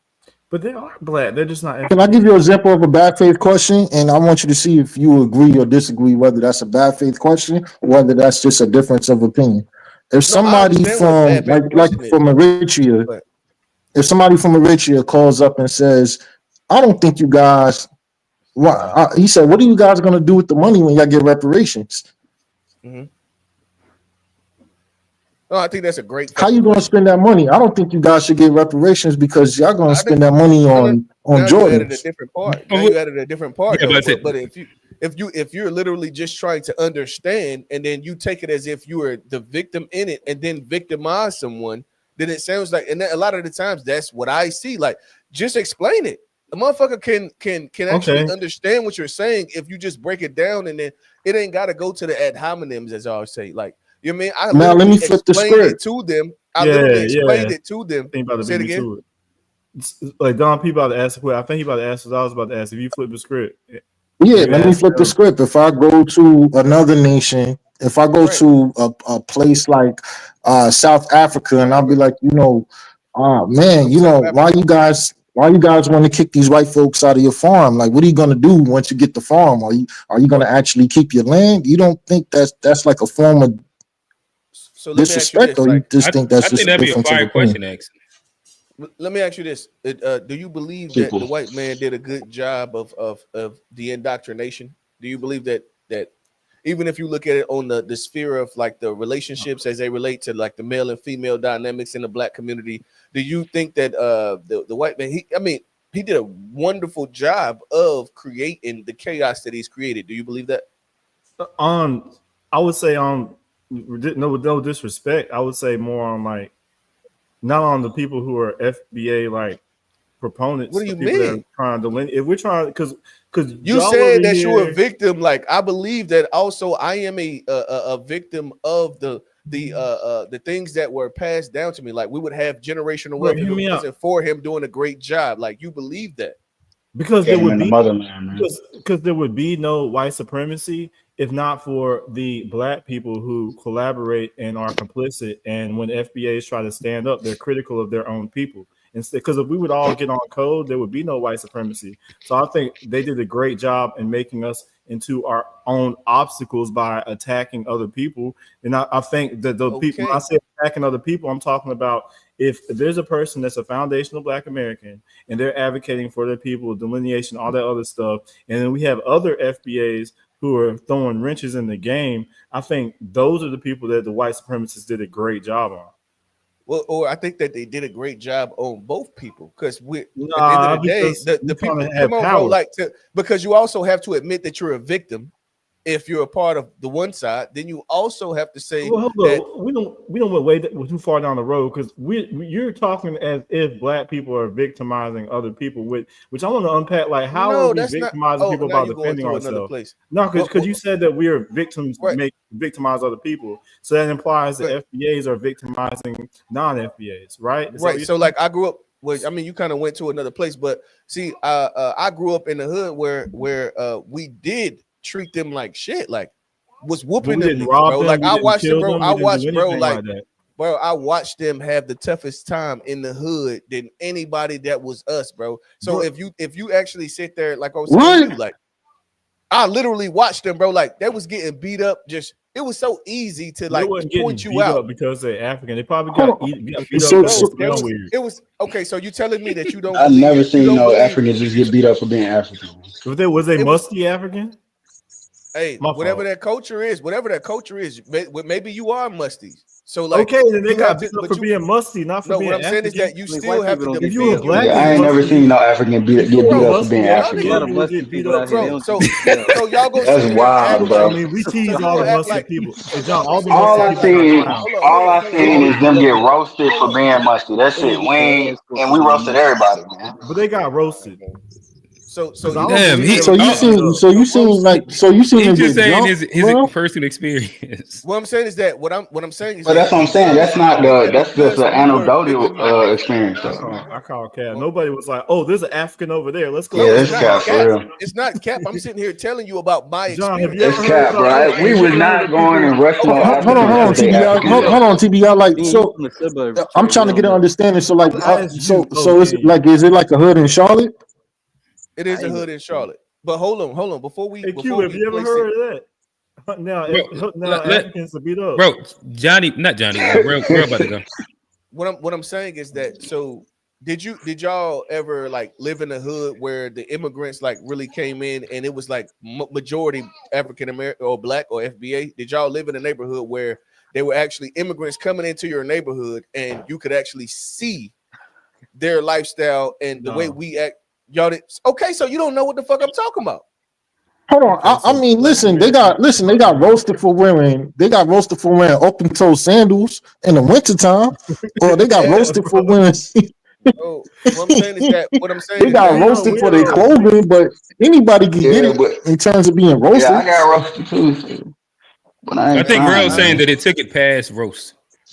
That we was jumping what I'm them. I saying is never FBA that people was see jumping them for being this is the African. thing. This is the thing. What you do is you talk to the dude that has a white parent and a black parent in the hood, and you ask him about his experience. And what you can do is you can translate that across the different people. Because I got a homie right now. He's mid 40s, late. No matter of fact, he's late 40s. His every single time that he was in the neighborhood, he always talks about having to prove that he was black.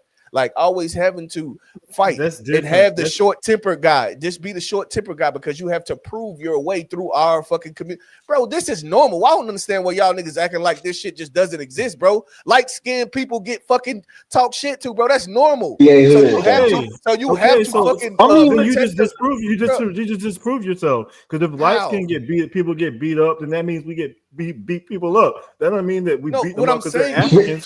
Like all right, we bro. beat each other up. Like All right, bro. Well, if only you thing just I'm said that saying is that what I'm if saying you is just that said if you're a person that's different than the majority in your area, then you will have to wear Okay, the so he brunt from of LC. their anger and their fucking. You will have to wear the brunt of it. That's just bro, all Real. the all it nerds is. got Nah. beat up, bro. All the Everybody, nerds it's part got of our beat up. culture to roast you, bro. That's just part of the culture, man. Wait, y'all They saying took that it as FBA they took it as domestic terrorism because we were roasting them, bro. It's crazy. Hold on, I'm just trying to It's not isolate a saying point really domestic quickly. terrorism. Trey, are you saying that it's FBA culture to just beat each other up? We be I think it's squabbling, FBA bro. culture to roast, man. We don't just be fighting to be fighting, bro. like what you saying, bro. What you Oh saying, bro? man. As a light skinned dude, like listen, I in the projects, yeah, I grew up again, getting into fights because motherfuckers thought I was Hispanic or they thought I was white, whatever the case may have you. But even then, I feel like it's motherfuckers. I got in There's fights never all the been a time too. time to where African Yeah, we or be fighting. somebody Make it from an make you tough, immigrant nigga. background came Knuckle up. through. That's why I'm saying I ain't tripping on that shit. Like there's never been a case to where an African or immigrant person came through and he got beat up for simply being African. Now he probably got beat Yeah, up but where you for from, nigga? for No, saying but something slick, Nigeria? or he you're probably trying to got beat up Okay. for. oversimplify it though. But you're trying to You said what? oversimplify it though. You're trying to oversimplify it.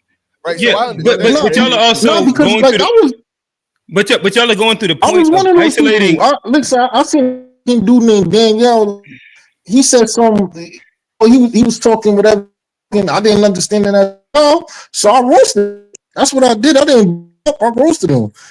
2 years later, when he started dressing, he joined the roasting session. Like that's just what it is. And as far as goes, Right. you know Hey, how it Don is in P, FBA culture. Don P, your internet keep going in and out. Mm-hmm. Yeah, Yeah, we can't hear you. I'm gonna We can't drop hear out. your full point.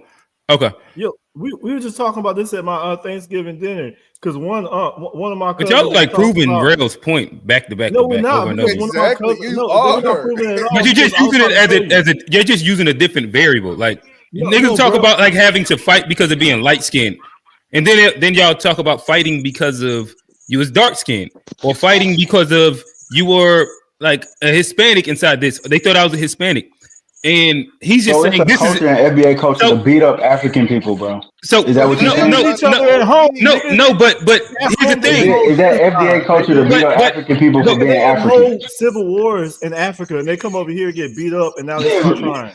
So You hold just on. escaped So the do you genocide, not nigga, think? and So you complain about getting beat up because you ain't wearing deodorant. Let's keep it a buck. Do you think So that is it someone that's a FBA culture to minority? beat up Wait. African people for being African? Hey, fellas. Right now, we all talking over each other. Y'all Let's. tripping, bro. I guess let Rel and Trey have this ISO for a quick second. Rel, you was asking the question. So do you believe that if you're a minority in a situation, right?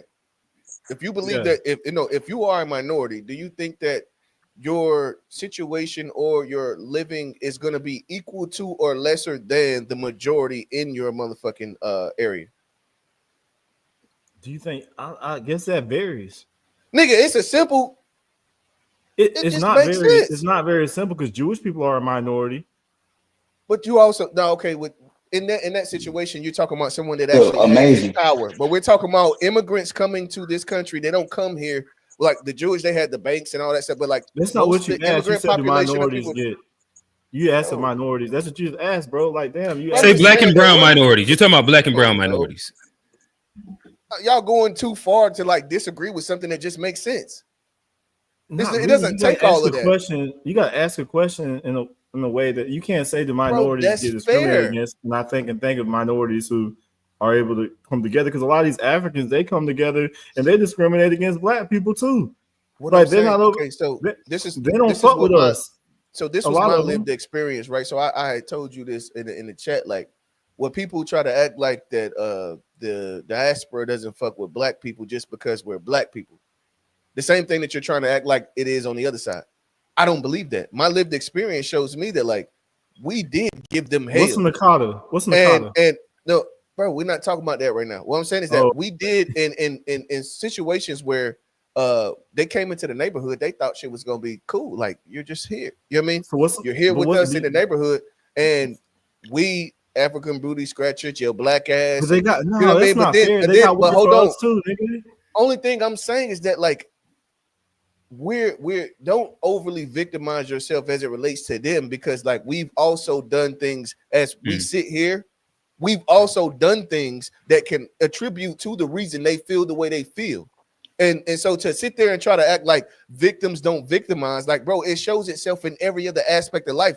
Let's not talk about the FBA situation. Let's just talk about people that were abused. Abusers abuse. People that let me ask you something, Real. Was there Africanism? Was there Pan-Africanism in Africa?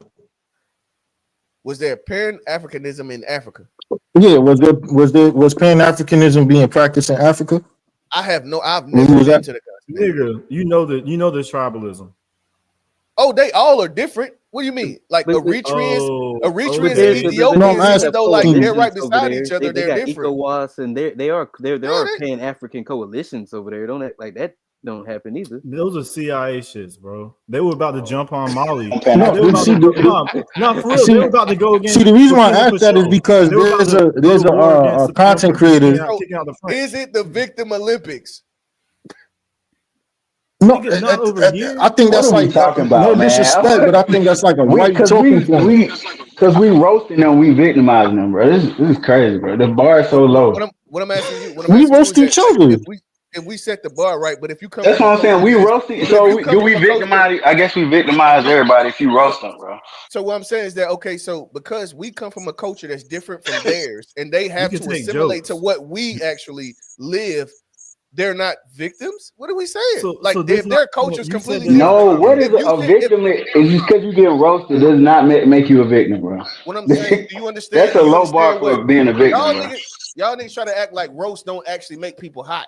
So if you roast me, then if I decide to defend myself in a way, then what is like if I live a lifestyle of being treated different than the majority, and they're talking to me away, and then for me to stand up for myself, I start to be aggressive towards the thing, and then so like the whole neighborhood is against me, then what is that, bro? That's like if y'all trying to act like this ain't like a real life thing. Like if you can't just like gloss over it and act like 1 to 2 to 3 to 4 doesn't happen, you're going from 1 to 5.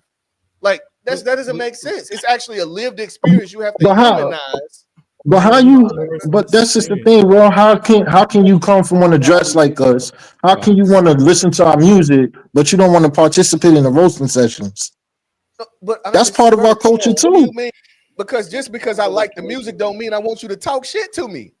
What the fuck? But we talk shit to each other, and y'all talk shit to bro. That's real. This is where you can't. We have to talk to them at the night, talk to them like little kids.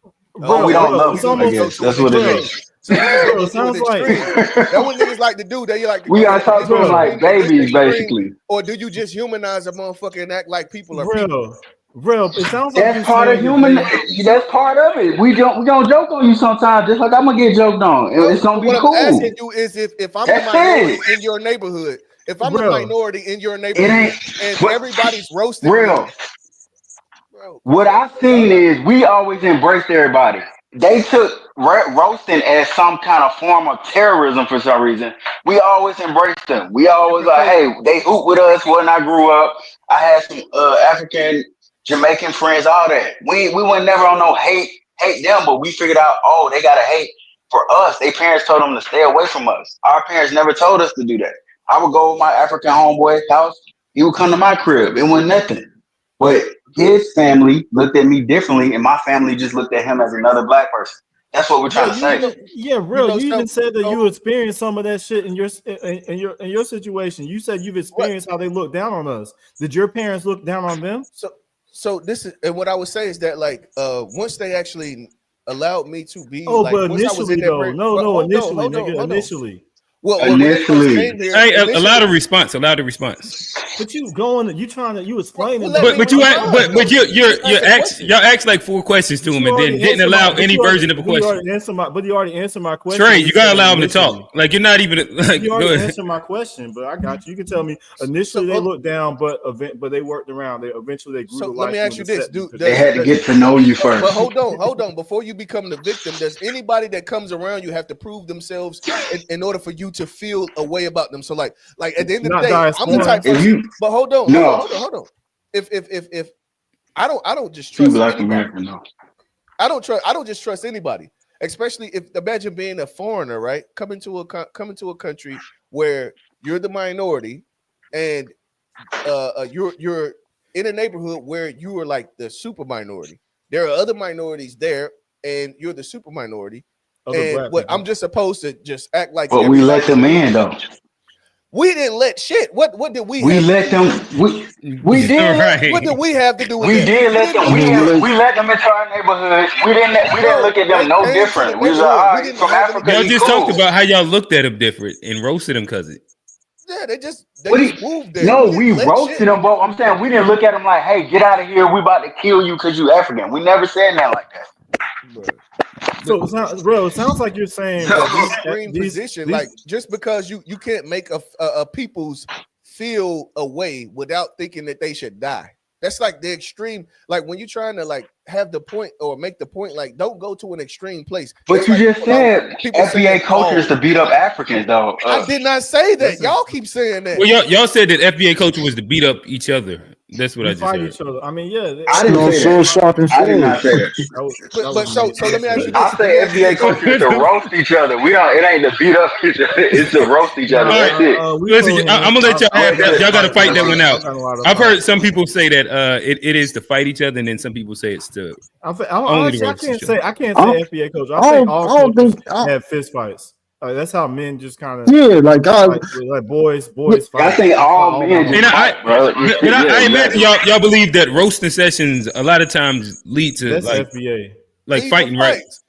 What the fuck? Yo, but real sounds so like cute. You don't know how to roast. Like no, listen. Out of everybody in the panel, who gets it the worst? Well, I think the point that I'm making is the fact that roasting are we pretending that I'm not saying every roasting session, or even when you gotta put like most roasting sessions do lead to fights though. When a nigga on your ass, and the thing could be it could be like over the course, if a nigga on your ass over the course of 3 weeks, 4 weeks, and he ain't got up your ass on the roast, eventually it's like, bro, Like, what we gonna do? Nah, you talking about bullying now? That's bullying, bro. If you getting roasted, you ain't about to fight, if you're bro. only getting roasted by That's something bullying. you If you can't getting change, bullied, then you probably try to fight somebody. if you're only getting roasted by something you can't change, that pretty much ends up being bullying. I don't really understand bro, that. we know when you get roasted, either you just gonna take it or you gonna roast back. That's it.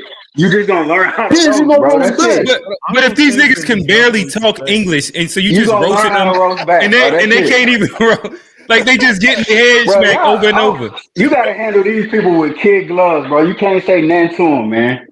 I don't think that's what we saying You can't either. say nothing to them, bro. Even if we joking, don't say that. You handle them with kid gloves, bro. Or it's terrorism, man. Or if you talk shit to somebody for an extended period of time, they might feel a way about it. That's it.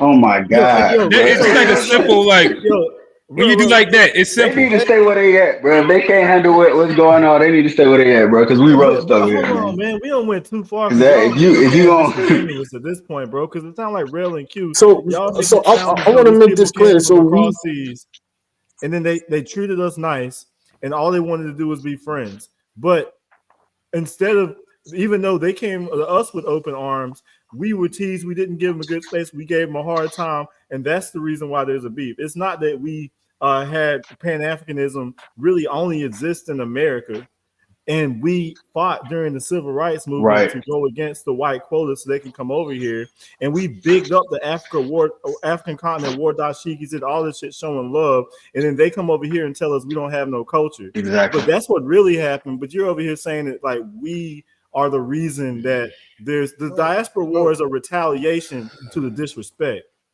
No, what I'm saying is that, bro, I think that y'all are like I said, we're there is a place, and I believe in accountability. We talk about accountability all the time. There is a place where you can go through the history and talk about, you know what I mean? I understand exactly what you're saying, but if you humanize their experience, right? Humanize our experience. You can't, but what do you? Bro, yeah, that's what I'm saying. We need to humanize our experience first. Those are two different things. It's okay. We can humanize our experience, but humanizing their experience is separate. Why you can't do both? What are we talking? What do we gain? Our experience is based on like actual things that happened to us, and they talking about some jokes that we made on them. It's not a comparison. It's not a comparison to experience. Bro, I'm not saying everything. Really things that we went through. You like, hey, you called them some names, so it's equal as what. I don't think I'm saying, bro. Do y'all not understand that it sounds like the? Do y'all not understand it sounds like the Victim Olympics?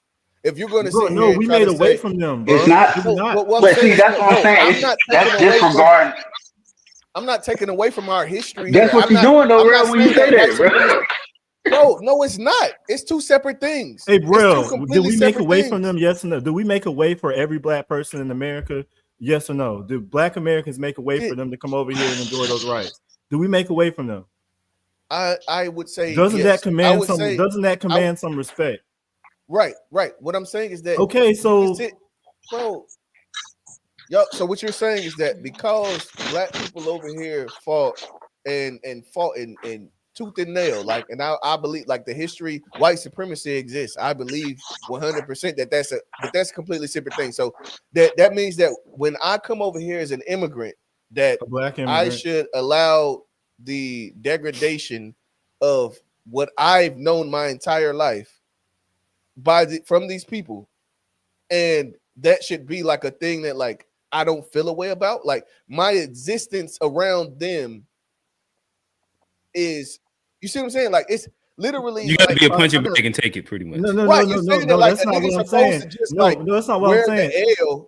And that's the whole thing. No, that's not humanistic, bro. I'm just saying if you humanize the people, that's not what I'm saying. Real quick, let me answer that. I'm saying that if you come to a country where the black people fought for you to have a safe place away from your tribalism, away from the genocide over here, to live your life as a black person, you shouldn't tell your kids to stay away from those same black people that fought for you to have a place to stay. And when they make jokes on you, you shouldn't have a beef that you carry. And while you're benefiting from what they fought for, because otherwise, what benefit do you serve us? So let me ask you this. None. To me, it sounds nothing. Like make that statement. Let me ask you this: do y'all believe in white supremacy? Then, of course. Yes. So, do you believe? We also believe in tools of white supremacy too. So let me ask you this, bro. The only thing I'm saying is that it sounds like the victim Olympics, but because we're victim Olympics, but Olympics. It's not the victim Olympics. You think it's comparable? Hold you think it's a competition? Hold on. Yeah, I think you try to compare something that's not comparable, man. Finish the point. Go ahead, bro. I think that, in my opinion, what the conversation lacks is a humanization of people who come and are in a specific situation, and they have to deal with the situation as it's handed to them. Ooh, so, like, what's the situation they in that they have to deal with? What's the situation? Bro, the same, but because black culture ain't their culture, and they come into the neighborhoods where we are, and they have to deal with our culture, which is different from theirs, where it's like they don't understand what the fuck we own. Bro, do you think all right, bro. So let's say we concede to that. Let's say we concede to what you're saying. All right, so the pushback didn't come from the fact that they separated themselves from us. The pushback came from the fact that they're openly undermining us when they get into positions of power. The pushback comes from the fact that they're co-signing white supremacists when they say certain things about Black Americans. You got Pan-Africanists who initially disagree with the whole FBA movement, or whatever you want to call it, the movement. They initially disagree with it, but they starting to see for themselves, like, wait a minute, like we are the only ones pushing Pan-Africanism. So, like, this human aspect that you're talking about, it's not. I think that I feel like you're trying to be too compassionate for what's going on out there, where that's the position that we held for many years. If you look back into the 90s, a lot of us was wearing dashikis. Each and every one of us who grew into consciousness, the first thing we started on was Pan-Africanism. All of us.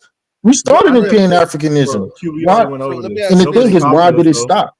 But also you understand that, like, there's differences in the African peoples that come. So, like, to say we was wearing dashiki, we are ill-informed about who they are and what their cultures are.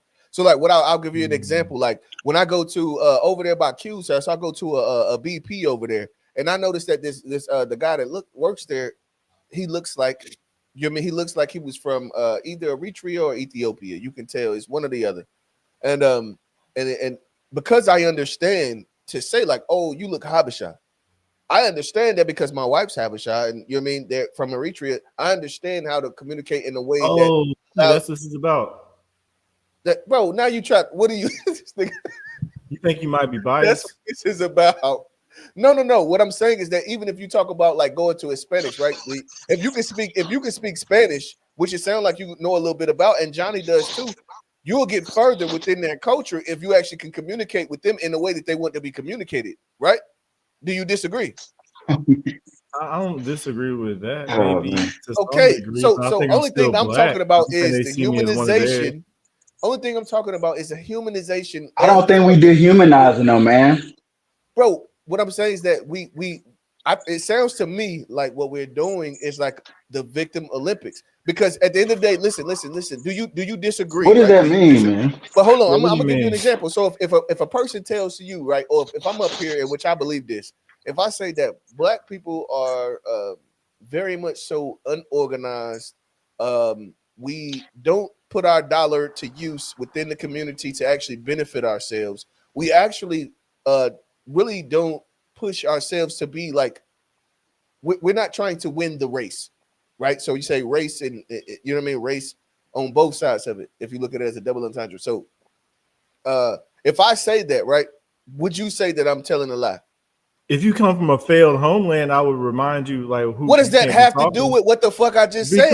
Because you can't come pointing the finger if you come from a place that's worse, bro. It sounds like the victim Olympics. That's what I'm saying. Bro, if my room is dirty as hell, and then I go to your room talking about your room dirty as hell, dog, you're gonna look at me like, bro, what the fuck? Is it a fact or no? Is it dirty or no? But you're not in a position to say that. Hey, fellas, really quickly. Johnny then came back. He back. Johnny, I would love for you to toss us to a different topic. This is a quick little break in action. I'm sure we're gonna bring ourselves right back here, regardless. But here's some of our favorite topics that we have hit this year. Johnny making that spaghetti. He said never mind. I'm gonna leave the jokes for on Sunday. But we got Trump election, black media, manosphere, red pill. We on FBA. We can't do that. Being a victim, Travis Hunter. Johnny, I'm gonna throw you the alley in a second. I think I found it. Trey, you said that there was some updates to the Travis Hunter that you wanted to talk about. Johnny, you put some stuff in the chat. I think let's start there, and then Johnny, we'll come back to you after this one. No, that's cool. Oh yeah, they just put a video out with Shawty looking like she was in a very vulnerable. What's the word for it? Oh, she was in a position. She was in a compromising position. What's wrong? She got caught cheating. Yeah, somebody grabbing her butt cheeks and then her like leaning over somebody's lap in the background, and it was trying to hide her face, making that man. In Rail's words, making that man a plate. Yeah. Right. Yeah. Yeah. And then this is right after he was up there caping for her, and it was within the 5-year window where he said he met her. You know, it's crazy. Like it's supposed to be the best moment of his life, winning the Heisman, all this work, and then at the same time, this is crazy how the women you choose, they could really seriously be your downfall. As men, we got to be careful. And it's not lost on me that the girl isn't as exotic as we might have thought, because she isn't she like Hispanic, Filipino, has a black mother. And is her mother FBA? Her mama, I don't know if she FBA, but she black. I think that's another distinction. It could be. We don't know, but I don't want to speculate. But I know her. I know she's at least like Hispanic, Latino. I mean Filipino, Latino, and black. That's crazy how you make the distinction when it's convenient for you, but when it's not about convenient what for you, whether the mother's FBA or not. Well, this is me making a distinction for you saying it makes a difference. It being, I imagine you would say like her mother's just a dark skinned Dominican. That would be different than being FBA, right? So then she would have 3 completely. Is it cute? Because sometimes when I bring it up, you make it sound as though I shouldn't bring it up. So does it make a difference? Like I thought that when you brought up dark skinned Dominicans, I used the word diaspora. I didn't say it was literally FBA. I've never said that. That would be a bad representation of what I'm saying. Oh, does it make a difference if she's FBA or not, the mother? Because you made that to me. To me, no. I don't. I would imagine. I asked it to you because for you it would make a difference, right? So it wouldn't matter if she. Okay, I like that. If that's where you stand at, so it doesn't matter. No, I'm saying you're bringing up the question. If I'm asking you a question about it, and because you said exotic, and what I said is that if she's like a dark skinned Dominican and Hispanic and Filipino, I imagine that would be exotic, right? Because you use the word exotic. And so making the differentiation between like if she's like Black American and a different version of Black would go to that exact point that you was asking. I think, I guess maybe to some degree, I just think it's interesting. This is the first time I've heard you specify if a person's FBA or not. I just thought that was interesting because usually when I bring it up, I'm the bad guy. So then you brought it up. So I'm just like, why did I bring it up, Trey? You brought it up because I normally bring it up, right? But when I do bring it up, it's not an issue. So I'm just pointing out that this time, I was asking, I've heard you make a distinction. Now I'm just pointing that out. Okay, cool. If that's the only thing, I made the distinction. I'll leave it at that. Oh yeah, that's you know what I'm saying, baby steps. You know what I'm saying? Like before, it didn't make a difference with the distinction. Now you're asking me if she's FBA or not. That's a good question, Q. Is she is the Black mother who raised this? Hey, listen, my brother David Walker said it don't matter. Y'all heard him? She could be Black or Dominican Black. It don't matter. That's what you said. That's cool. Let me walk that back because unlike you, unlike some people on the chat, if they say something that doesn't make sense logically, I can walk it back and then correct myself. But some people are so stubborn that they'll die on any hill. But for I didn't just die on this hill. No, because you wouldn't give any examples earlier. I don't want to bring it back to the conversation, but Trey, like it's so easy to give those examples, but it would just derail. Like you want to get into an argument over here for nothing, because we've argued every single example that I've given already.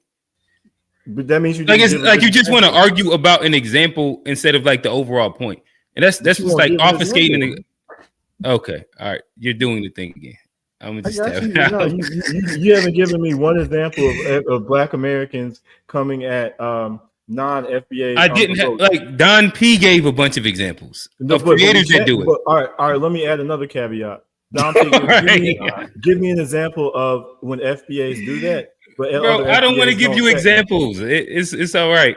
But you don't have every example. You're gonna give a caveat or give like what I mean like. No, hey, that's not. You're gonna give a caveat, or you want to argue? Like I don't. We're talking about Travis Hunter right now. Like brought up whether the Trey. I have like 17 examples of you specifically, but it's not that important. Talking about FBAs, non-FBAs, and talking bad about them unprovoked. You are a model citizen, Trey. I didn't say that. Did I say I'm a model? I don't think I said I'm a model citizen. I just said that when Trey, there's no example that I give you that's not going to get argued tooth and nail, and it'll just be a circle.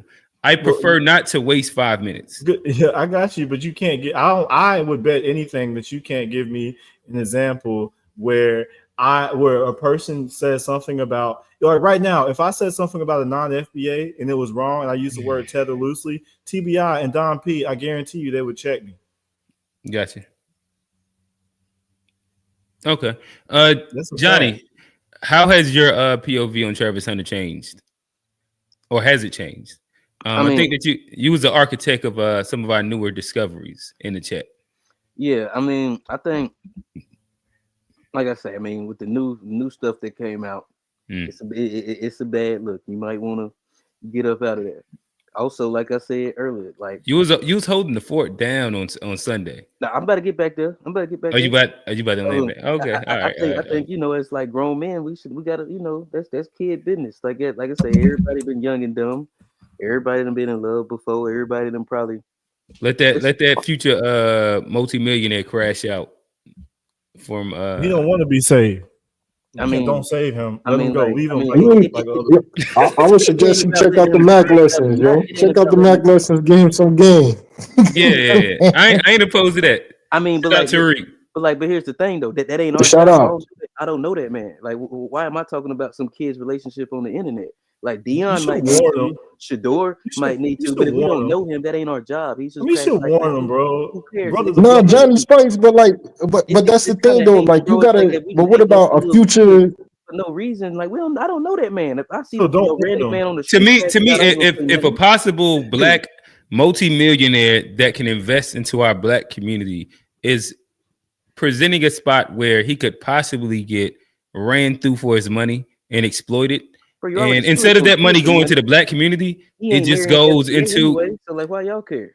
He gonna go. Well, I think that right now aren't they pushing him to not date that woman? But that's what he likes, clearly. And like, I don't know who dated before her, so I can't say like clearly. So he's very loyal to that one, and like, so I mean, he clearly likes that one. And so, right, but why would you generalize off this one woman? That's I'm just generalizing. Are you saying that he is a snow bunny hunter? He got the rabbit traps out. I don't know if she's a snow bunny, but he's something. She's not a snow bunny. Oh my bad. What is what would you call Hispanic Latina black woman? Black mix. Black. I got you. Biracial. If I saw okay, I like this. All right, so this is a black woman. But hey, Don PTB, y'all agree with this? Y'all agree with this? She look Latino to me, bro. I would say I don't know, bro. When I look at her, she says she Latino. But her mama what's the term? Unambiguous? yeah. And ambiguous. Yeah. Nice. But to me, she looked Latino. Ambiguous? Yeah, I mean, yeah, she looked like Latino, maybe Filipino, but it ain't black or white or it ain't black or white. I don't know. Don't throw that exotic word out there. But to like a rebuttal to Johnny, like what do we care? Like I mean, that's the problem. Like I feel like a lot of us is people who've been through simp phases in our lifetime. And We don't grow sit. out We of don't. it. Like it always happens. Yeah, Like we grow out of it, but we don't take the time out to like school other The young brothers. youngins on Yeah. how to navigate through that or yeah, you navigate do. out of that. You know what I mean? Youngins Like ain't gonna listen this either dude though. has way more to You gotta lose than go. probably we all do put together. And I Mhm. felt like, Right. motherfucker, he could be listening. Yeah. It's his business though. Like who are we to tell that man who to love and who not to love? Just like Trey get mad. I We mean, tell him, It's go be not with a about white woman. who. It's not even So about That's who why love all and these who young not to dudes love. crashing It's out about right not now, to bro. get We gotta finessed. help them, man. Who damn, are we to tell John. anybody who to be with? Who John, not so to be with? John, you're I ain't against saying warning the young I ain't niggas. saying You're against warning young niggas about That's the why no, pitfalls that's of why that's these young not young my niggas. dudes warning. crashing out, I man. warned my guy. I don't know him. Damn, I It's, thought, are let's we a just stay out his collective or are we business. not a collective? Are we a collective or not? But a collective, we ain't supposed to be telling people who to sleep with or who not to. Because somebody come and tell you you shouldn't sleep with whoever, you ain't gonna like that. I would if I go down You the call it the path, meat police, ain't it? That's your word bro, for it. bro. If I go down the path and I meet my fate and it's a bad fate and a bunch of niggas warn me, then No pun intended. yeah. If a bunch of niggas let me know in advance, then I can only blame myself. Yeah, but like who a bunch of like the internet or like the people you know. I don't care what the internet says if I'm him. They're like the No, internet's but haters. This, it's not just what they say. They hey, show I like evidence. Johnny got two heels. This is the interesting. This ain't a hill. UFOs and aliens and letting them young That's niggas crazy. simp, bro. Let them simp out, man, and crash out, man. Crash. Hell Food, no. man, everything. He's Johnny said, wild. Stakes is higher, That's baby. crazy. Yo, and you got your heels too. That's cool. Feminism and tethers. There you go. But no, I ain't saying I would do it, but I'm saying like everybody's been young and then made a mistake with women before. But he And about to like mess up a when, bag, bro. when I was making that mistake for women, there wasn't nobody else gonna tell me not to go down that road, and I was getting mad if you did, and that's clearly what's But happening. John, But don't you think that But if you somebody had an should have been there opportunity, to tell you Johnny, that? would you warn somebody not to go down that road if you see them going down that road? Yeah, wouldn't you have liked the older brother to have Yeah, told you though? Johnny but yeah, would like I'm An saying, uncle to tell you yeah, but we instead talking of just like Lil Bow crack. Wow, Shannon Sharp, Steve. It's a whole bunch of people that don't know him, and that's just coming off as like haters. Like, and I'm just from his perspective. You don't know me. Why are you like speaking on like what I'm bro, doing? Especially if you don't Because we know done seen all. niggas go through this exact same thing over and over, and we would you love for think it not to happen to you. And just because you it don't think happen to Trey, simps? it's also gonna happen to somebody. Okay, You don't think simps should get clowned? We shouldn't clown simps and cucks. I ain't saying not clown. Do whatever. I mean, but like I don't think it's our Don't give them that advice. or like Yo, as Trey, did you say cucks? 21-year-old. Yeah, If you're 30 and doing it, it's totally different. If you're 21 in college and this your first real girlfriend, it's But like he who about to would mess tell up that a man? bag, bro.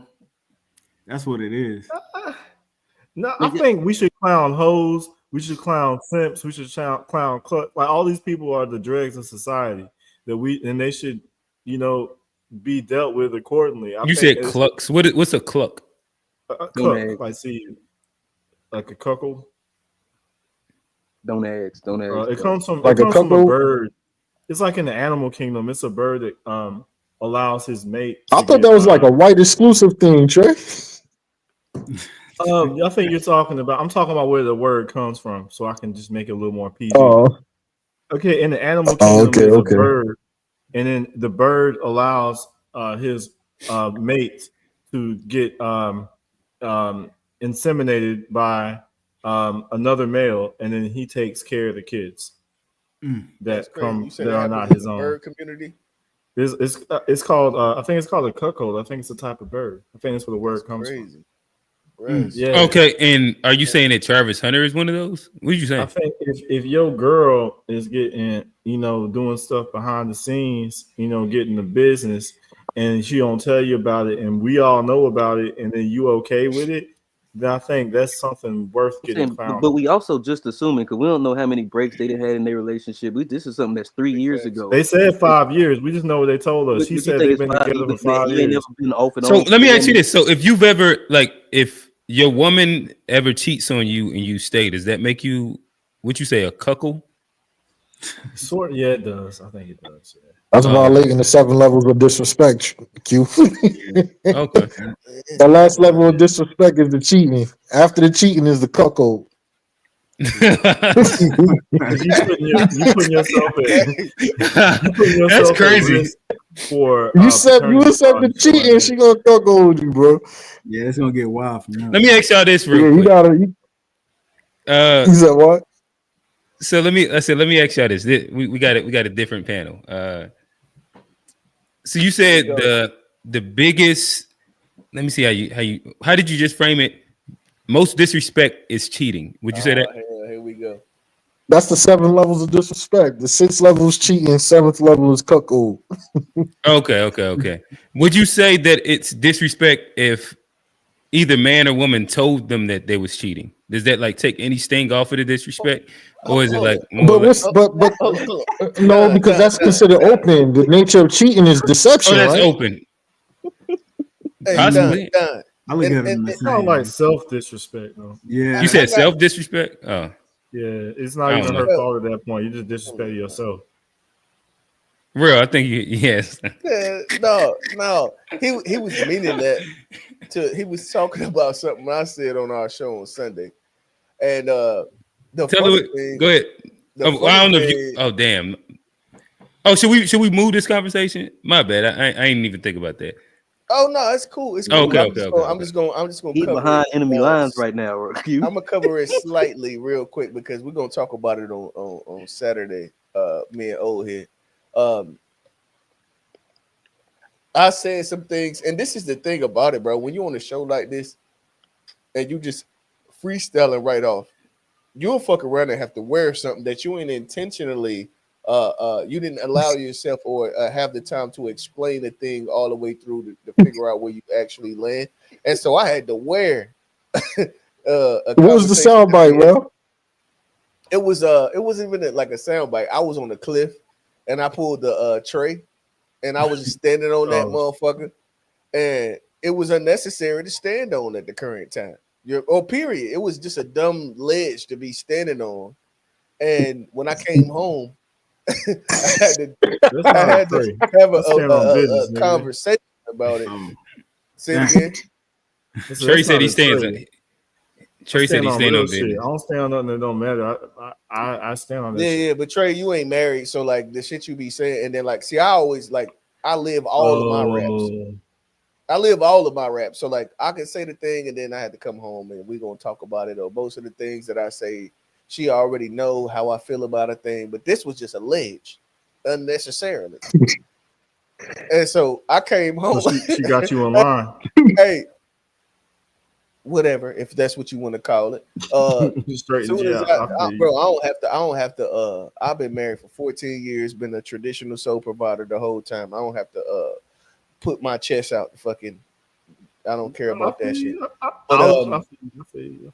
But damn, you threw me off. You said you came home, you went on a ledge, and then like. Oh yeah. When I came home, this when you said it ain't cheating unless you pay for it. No, if you pay for it, yeah. No. If you pay for it, it ain't cheating. Yeah, that was a fucking ledge. I had to wear that as soon as I came in the crib. And also that if you tell them about the cheating, it's not disrespect. Like, that was the other one. Yeah, like I was asking on the chat, like elaborate. What you mean by that? This is the thing, right? So my opinion is there's levels to cheating. Hey, don't do it again, bro. Oh no. I'm good this time. Hey, we done went back. Hey, she was like, well, let's listen to it together. He went to the replay on you, bro. Hey, at first I was like, no, I don't want to listen to it. Fuck that. But then she was like, no, we gonna listen to it. So actually, when I listened to it and we both listened to it back together, it wasn't as big as it seemed. But it was funny because like as soon as I came in the crib, she was like, "Oh, so you cheating?" She was like, "Hey, bruh." Once she called me bruh, I was like, "Oh, this shit finna go left." Oh hell no! And then she was like, "Hey, bruh, you cheating on me?" Shit. I was like, "No, that's just a conversation." I already knew I was on the ledge. I had a conversation with the homie on the way in. I was like, "Fuck!" I stood on the ledge that I didn't need to stand on. But at the end of the day, what the thing about it is that, like I said, I've been married a long time, and so real put that on all of us. What's that? I don't know. Maybe like I think you said if you was in a relationship from your 20s or 30s or something like that. Is that what you're talking about? Yeah. Like I don't believe.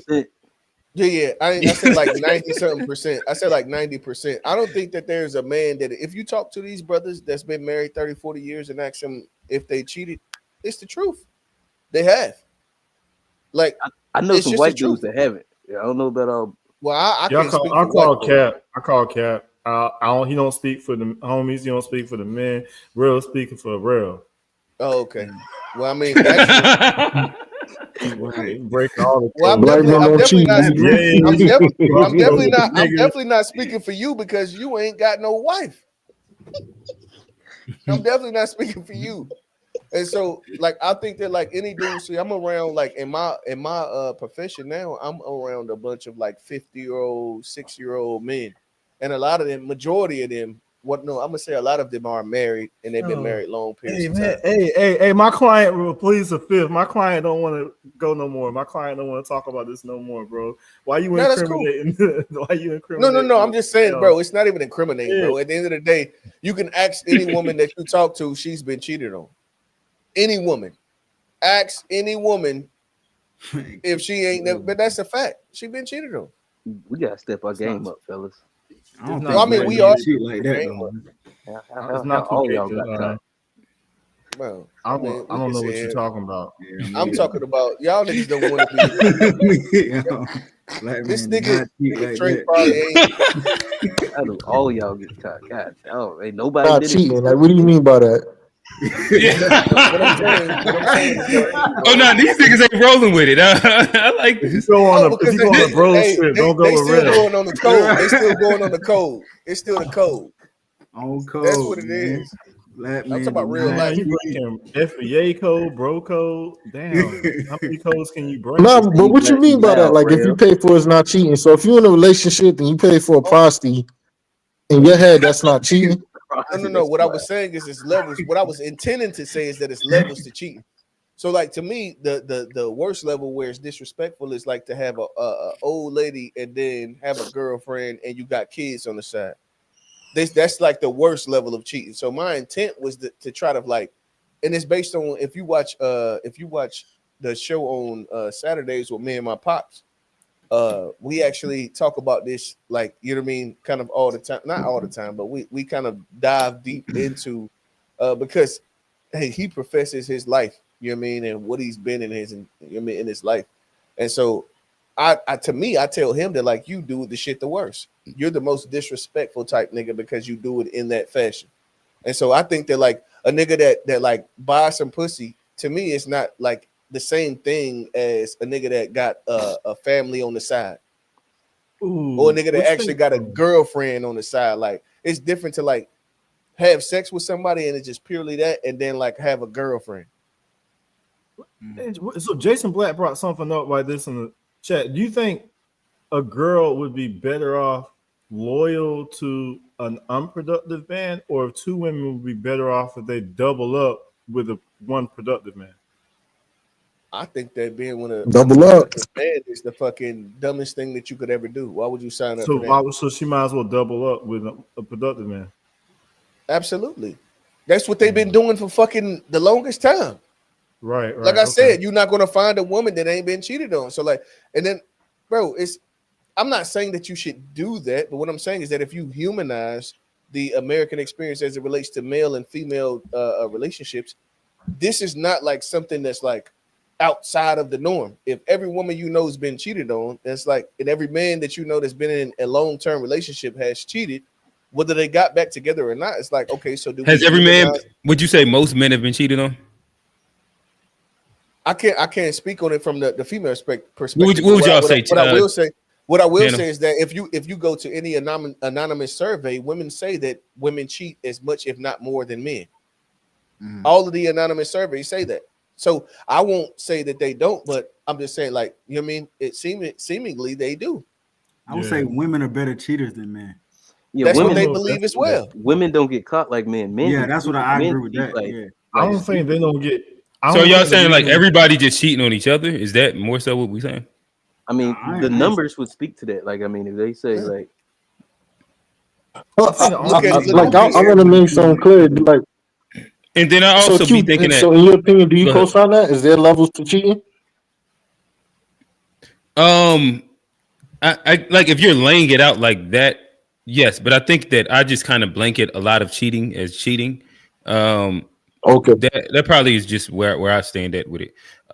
Like if you I put dick got you. in pussy, it's cheating. Would your lady be more likely to take you back, depending on if you got a whole like kid and family on the other side of town, in comparison to like if this was a one off? I think that those is where the severity is. But like, does it still go under cheating? Yes. Yeah. Now they say the numbers say 20% of men have reported cheating, while only 13% of women. Now I don't know, who goes on the survey and admits that those numbers probably a little skewed. Hey, Yeah. And my only other thing would be that they do for politics. And my only other thing that I would say to Rail's point would be, I think that everybody, generally speaking, would say like at some point during their life that they probably got cheated on, right? I think that's different than saying whether we say like once I started being inside real long-term relationships, have I been cheated on? I think that those are different things. Where like if you're saying like, have I been married and been cheated on? Or if I've been cheated on in life, those are way different things. I don't know if everybody's going to say that they've been cheated on since they've been inside like a marriage, as much as like in general, because of I think 20s, everybody's kind of outside wilding, in my opinion. But also don't forget the fact that I said if you're getting married in your 20s and 30s and you're talking about to death do us part, that was another point that I made. It was 20s and 30s until death do us part. You talking about somebody that's been married 30, 40 years. I definitely would say 20s, but I'm not like a real advocate for people to get married that young at all. I think that female? Say it again. Nah, not really. How old do you think females should be when they get married? Ideally, I'm not big on like age gaps per se. I think that if age gaps exist, maybe it's within like the realm of like 3 or 4 years or something like that. That makes more sense. But I would say probably where we're at right now when it comes down to inflation, getting houses, stability, XYZ, I think both people probably closer to like their 30s. If you want to actually 30, mid 30s, somewhere inside that range, if you're looking to actually stay in the relationship where both people have did and figured out exactly who they are. They done did the trial and error shit a couple times, then failed at some shit and different things like that. That's probably what I would say. Yeah. This is interesting how different categories kind of go together, like the feminism type, the Gynocrat, the Pan-Africanism. It seems like if you are one, you're usually like, oh, I don't know. Trey's a scumbag. No, for real though. You don't usually find somebody Yo, look that's at just you,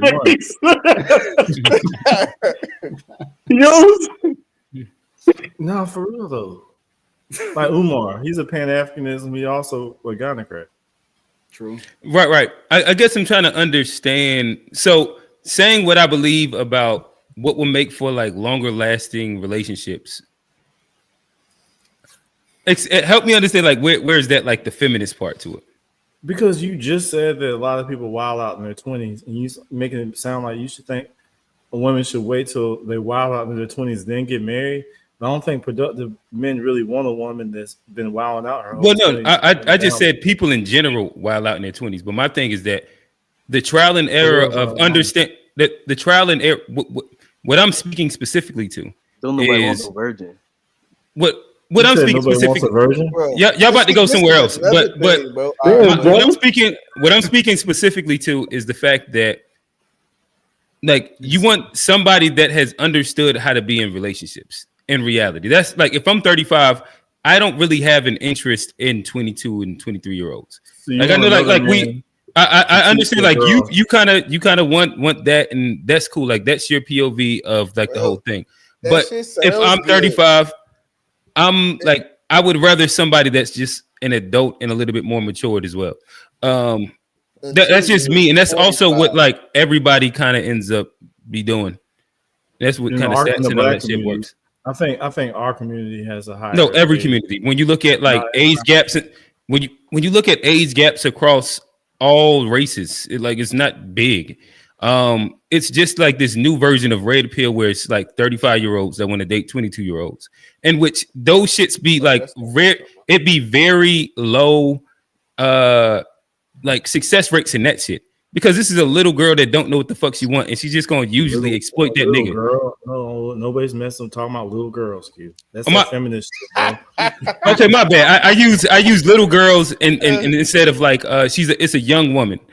Where to me at 35, maybe everybody else can answer this. TBI, Don P, Johnny, Rail. At 35, are you looking to date a 22-year-old? Nah. No. I mean, I'm not necessarily like a 22-year-old. I mean, it just depends on her maturity level. It just depends, yo. Like, my thing, I mean, yo, the average 22-year-old, like just fresh out of like unless she's like exceptional, the average 22-year-old ain't really got that much to offer somebody in their mid-30s. All right, so the question goes: what do you want the average woman to offer you? What does she what do you consider like something that's put on the table? Ooh, this is actually a question that I asked the homie recently. I was actually asking the homie, what do you prioritize first? Is it the nurturing or the financial? Yeah, like what do you? That's how I want to answer it. That's the better wording. Like, what do you prioritize, Johnny? But even like for me, yeah, it'd be nurturing but like even the financial is important too. I don't want no broke woman, but like even at a young age, I think women get better at nurturing. I think women at 30, they probably know how to cook better. They probably know how to take care of that house a little better. I mean, I think just all of that is going to be better with the older, more mature woman. She's probably more likely to want to do all those things as well. Yeah, the want to. Yeah, the motivation to do it is probably a lot higher on somebody that's closer to 30 versus somebody that's fresh out of college. That motherfucker still trying to do TikTok dances. I think it's a catch-22 though, man. I think it's a catch-22. It's like, I think if you catch somebody and when they're older, they can have a lot more experience, but they probably been hurt a lot more. So it's a lot more baggage. All that baggage. Yeah, when you catch somebody, and a lot of time less likely to be willing to be led.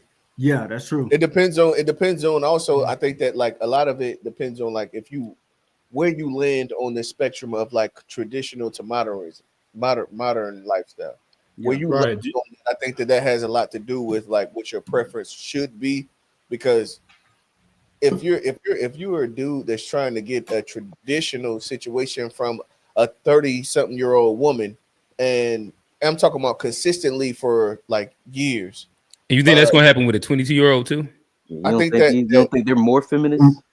Well, no. But see, this is the thing. Like, I think that like if you're a dude that's looking for, first off, 22 is fucking retarded. I don't know what nigga want to try to date a 22-year-old is crazy, bro.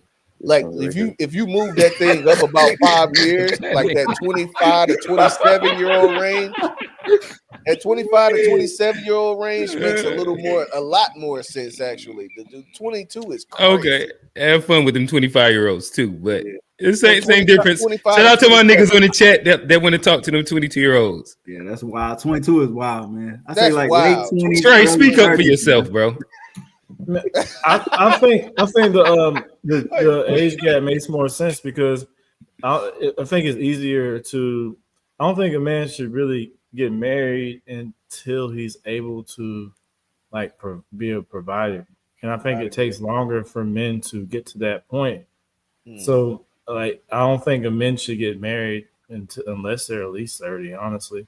But I think females, if they want to get married, then and avoid like the carousel of being out there in the marketplace. I think that if they want to get out there early and then they get like a guy that is what they call it, like like the qualified, not the right word, but like I can't think of it. Come on, it's coming. Go ahead. Damn, I just like qualified. I can run with qualified, but there's a better word for that. But the guy that is like a competent is what I'm looking for. Like if she finds a competent man and she's younger, and it took him longer to get competent, I think that is a good matchup versus people that are just trying to figure it out. Also, I guess I don't even know if like these like 22, 25-year-olds are looking for competent men inside the way that we judge them at being 35, 36. To be honest, I think date your age, bro. That's what I would say. I think that as you get older, the gap can increase a little bit more. But I don't know, and I don't think that like stats show that dating with age gaps leads to successful ratings. Modern days, but I don't think that's the way it's always been. That's a modern. Well, we're only living in like if the stats are from the last 30 years in age gap marriages. I don't think. What do you think is about to change though? But you also we're only living inside like a modern time. That's what like current time means. Well, if you want to talk about modern times, you would also have to take into account that this is like the worst time ever when it comes to marriage. So then, are you just saying like if you're just saying don't get married? That's his own different thing. That's not what I'm saying. What I'm saying is that like age gap marriages haven't been successful. They have been historically. I think in modern times, no marriages are. So like we're talking about like all right. So since people have been able to get divorces, age gap marriages haven't been successful. But those are modern times because when do they come up? All right, so like if we're just using like the last 40 years as modern times, and all this data still says the same thing, like what are we talking about right now? Times. I'm saying historically, 40 years is a blip in the radar. Right, but historically, it's like so many different variables that used to go into it that don't apply in reality now. I think you're trying to fight against the natural order of things.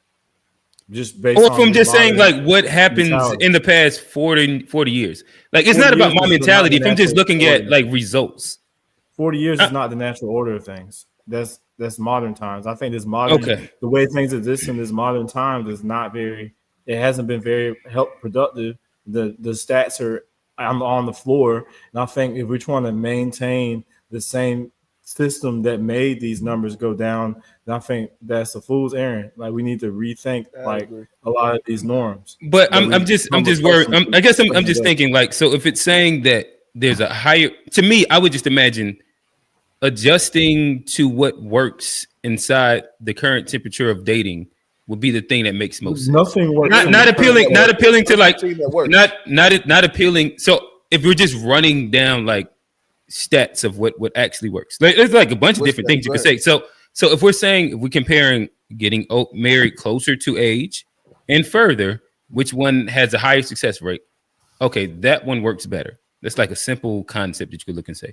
Getting married earlier and divorce rates and later, which one works better? All right, that's another thing that we could look at, which works better. Like you can keep going down the line of like these different things and being like, I can look from stats that don't have like a bias and which ones are working to build an informed opinion. That's not based off feeling or anything.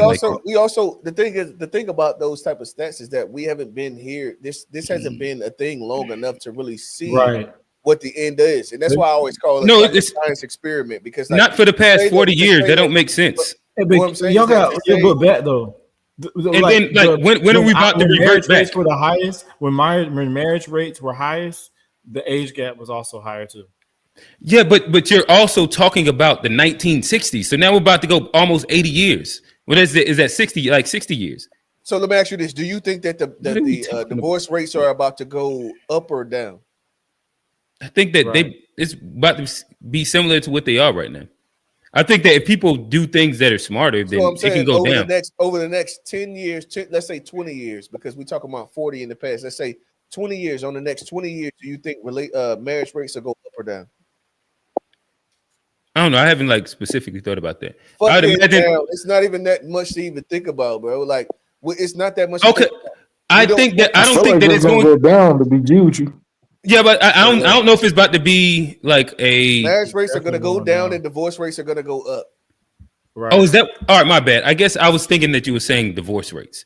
Come on, kid. Again, still, I don't fucking know. I would imagine right now. Really makes sense. You just trying to argue for the sake of arguing, man. Like all right. So this is what I'm trying to do. You're asking me a question. I'm trying to think through it before I answer. So if you're asking me, do I think that marriage rates over time, the next 10 years is going to go down?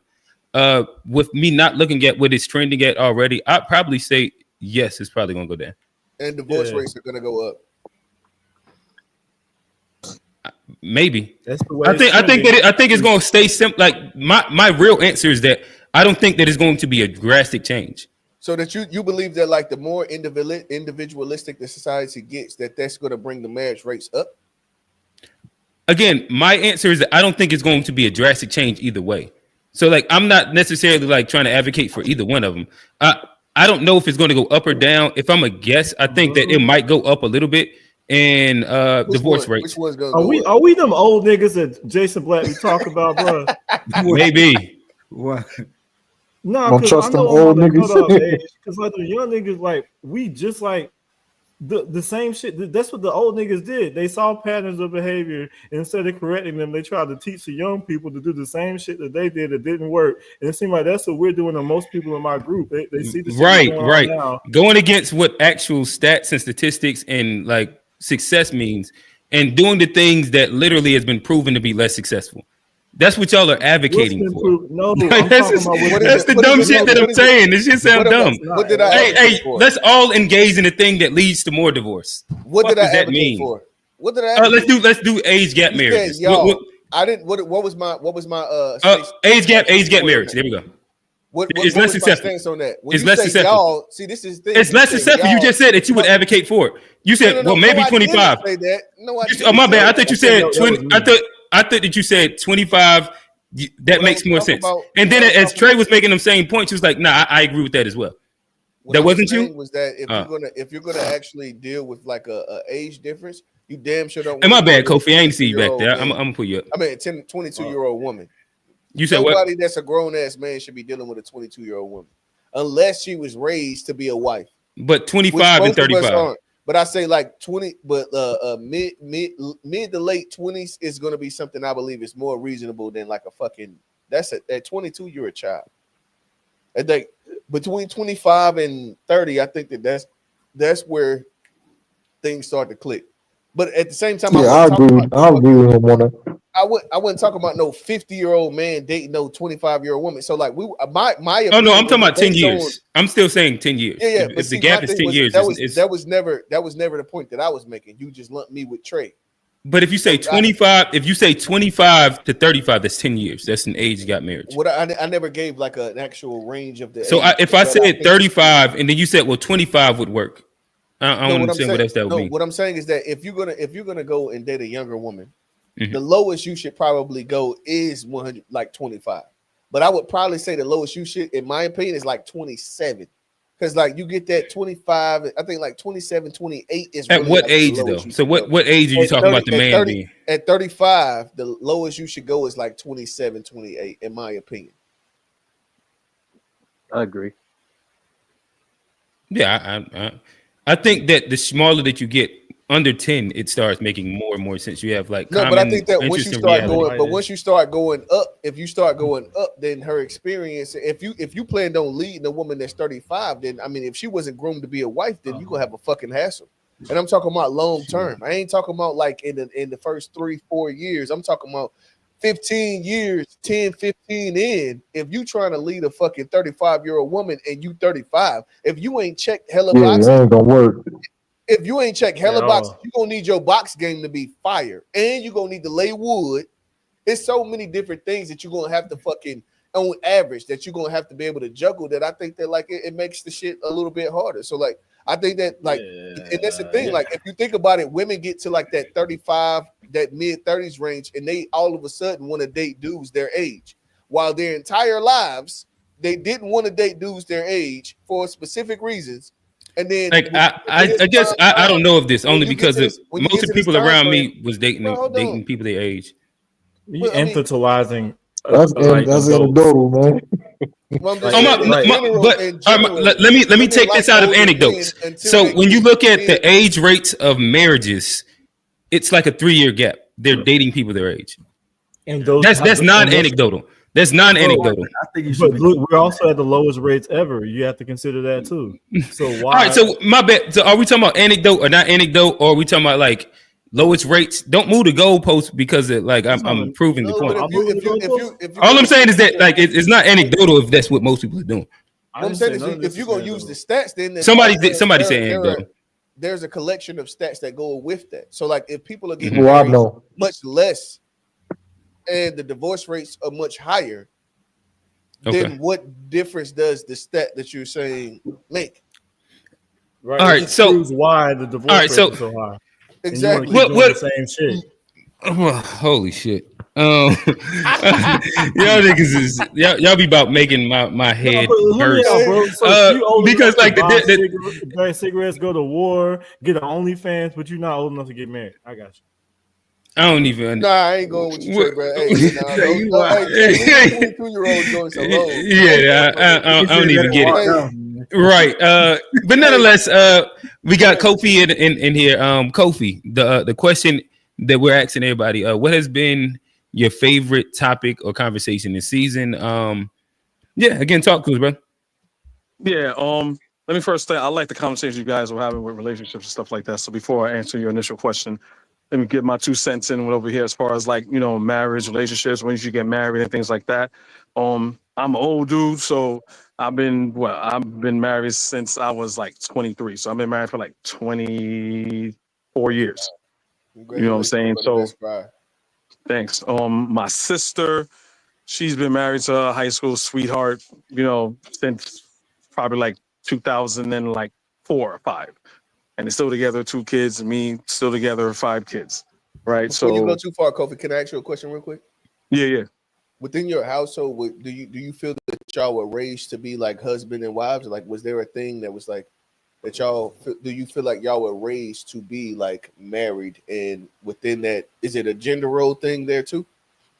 Oh, most definitely. Her and I, my wife and I, we have issues over what gender roles is due to how we grew up. So her father is very, very conservative as far as like the women do nothing, the man does everything, where I grew up more like, yeah, if I'm not gonna have my grandmother go mow the lawn, so I'm gonna mow the lawn. You know what I'm saying? I lived in a 2-family house, right? So I had a yard, everything and stuff like that. So they had things that had to be done.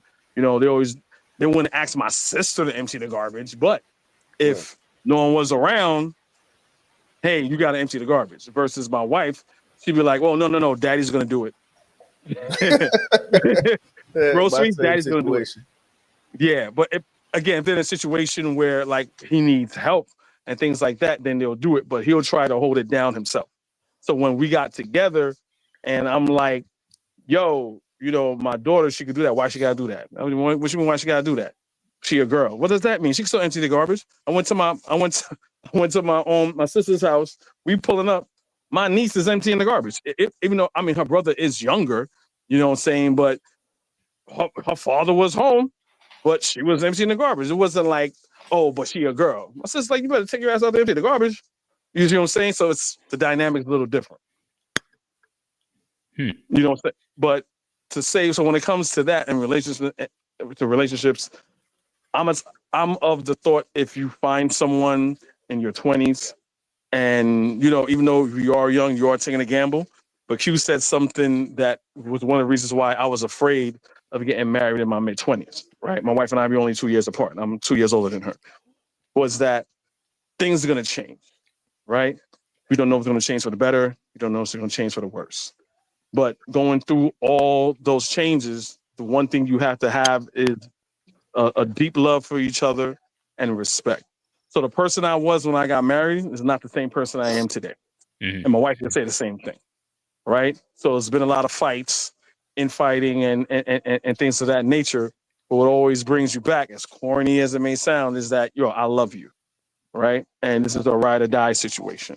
You know what I'm saying? So once you have that love and that respect, and go through the hard times, it's in your wedding vows, for better or worse. So that's something that we took. You can say I'm a little bit of a romantic, and so is she.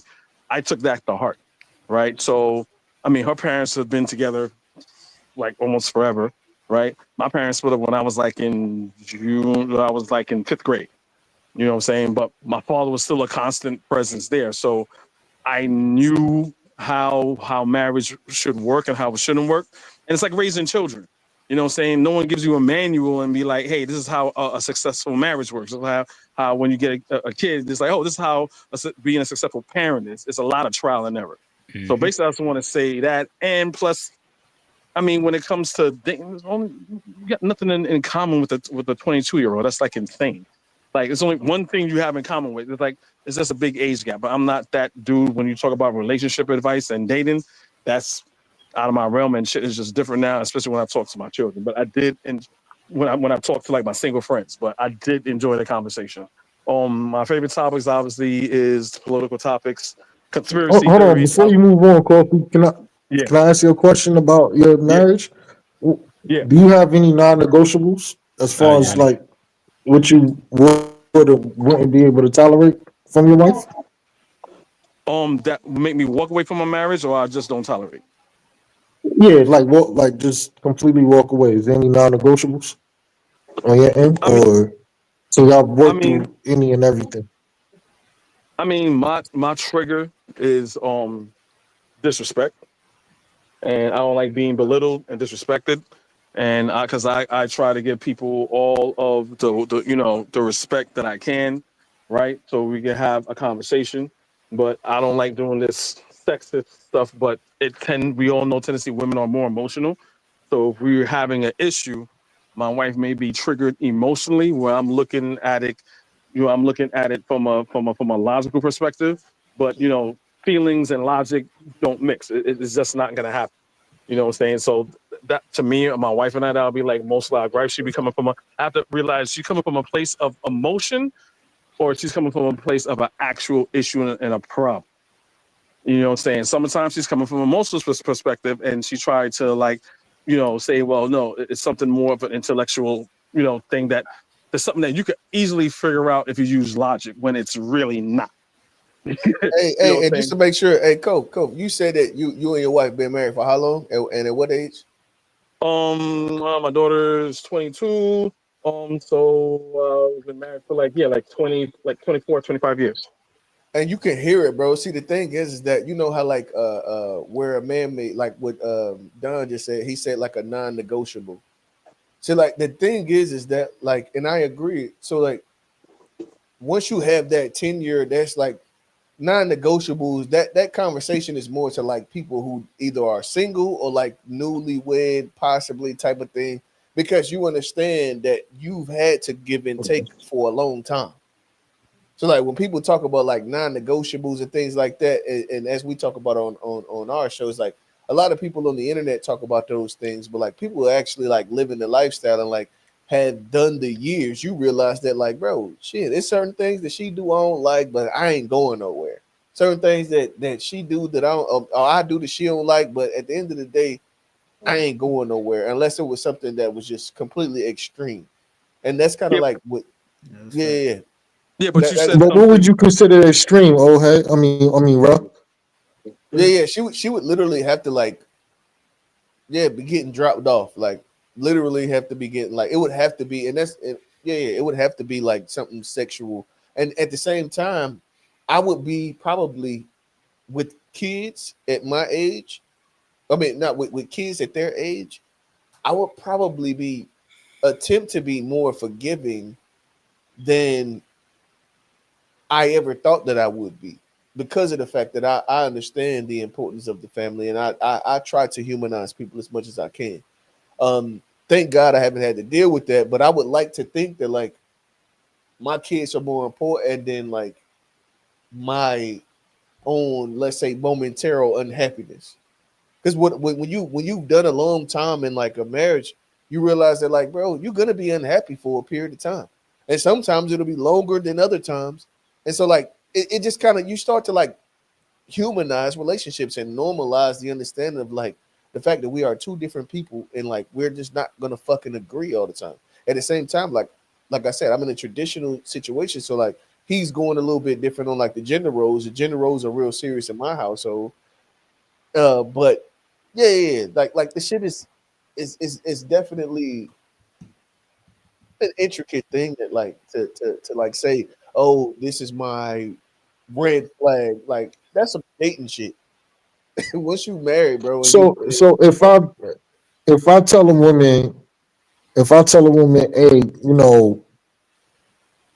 I don't tolerate disrespect in terms of if I'm communicating to you what I deem as disrespect, right?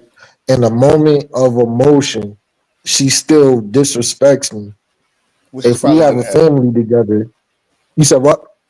I said, which is probably going to happen. But go ahead. Which is probably going to happen.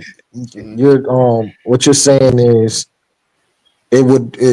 I'm asking what you're saying is it would be wise to still stay if you guys have a family. What it If is she's that going to disrespect you. It depends you what the make it as disrespect is important. about. You make it as important as it needs to be. The thing is that the you make it as important as it needs to be, and you stand where you should stand. Especially like consistency is the thing that I've noticed because I got married at 20. So like what I've seen is that like, and I've grown. You got to think about, bro. When I was 20, shit, I come from a single mother household. I ain't know nothing about my pops. He wasn't like living in no house. Like this nigga been sleeping around my entire life, and like I fuck around and be living somewhere. You know what I mean? It's just been some crazy shit. So I've never seen like an actual effective leader in the household. So like I've grown to become a leader. So the thing is like there along that way, along that path is trial and error. Like shit, sometimes she gonna overstep the bounds. I had something been This is married for interesting 10 because years. I'm asking from a perspective of somebody who's been married for 10 years. I haven't been married Yeah, for 15, 20 years. But Hey, fellas, I think that this conversation will probably continue for like the next 30 to 45 minutes. probably What I so. do need to do is end the show, and then we could after show this. I don't think this conversation is about to end, but I do have to end the actual show. Hey, shout out to our single brother coming back up here now. I like this for him. So really quick, let me shout out everybody that's here. Again, old head rail, catch him 4:30 on the To Be Fair show. Catch him 8:30 on Saturdays for the Who You Talking To show. FBA Trey, catch him checking everybody from, we don't like to use the T words right now, to also like people talking that as misrepresenting the lineage as well.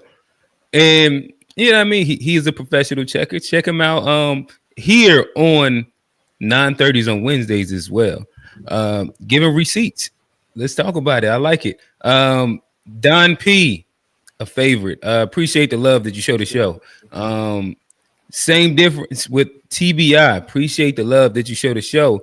And again, Kofi, appreciate the love that you show the show. These are three of our, current, not currents, like regulars. That's the word I'm looking for. Our regulars. Appreciate the conversation. We're inside of interesting like space that I'm actually interested to hear what this after show is going to sound like. Listen, we about to start throwing out that Patreon link for these after show conversations. They be so fire that you got to pay for it. But with that said, next week we'll be talking about snow bunnies in the winter. Should we be policing black men and their choices on who they date? And is that off code or on code? That's next week. I think it'll be the fun one. I think Rail's gonna have a pop up on us again. With that said, we out. Peace. Yo, peace.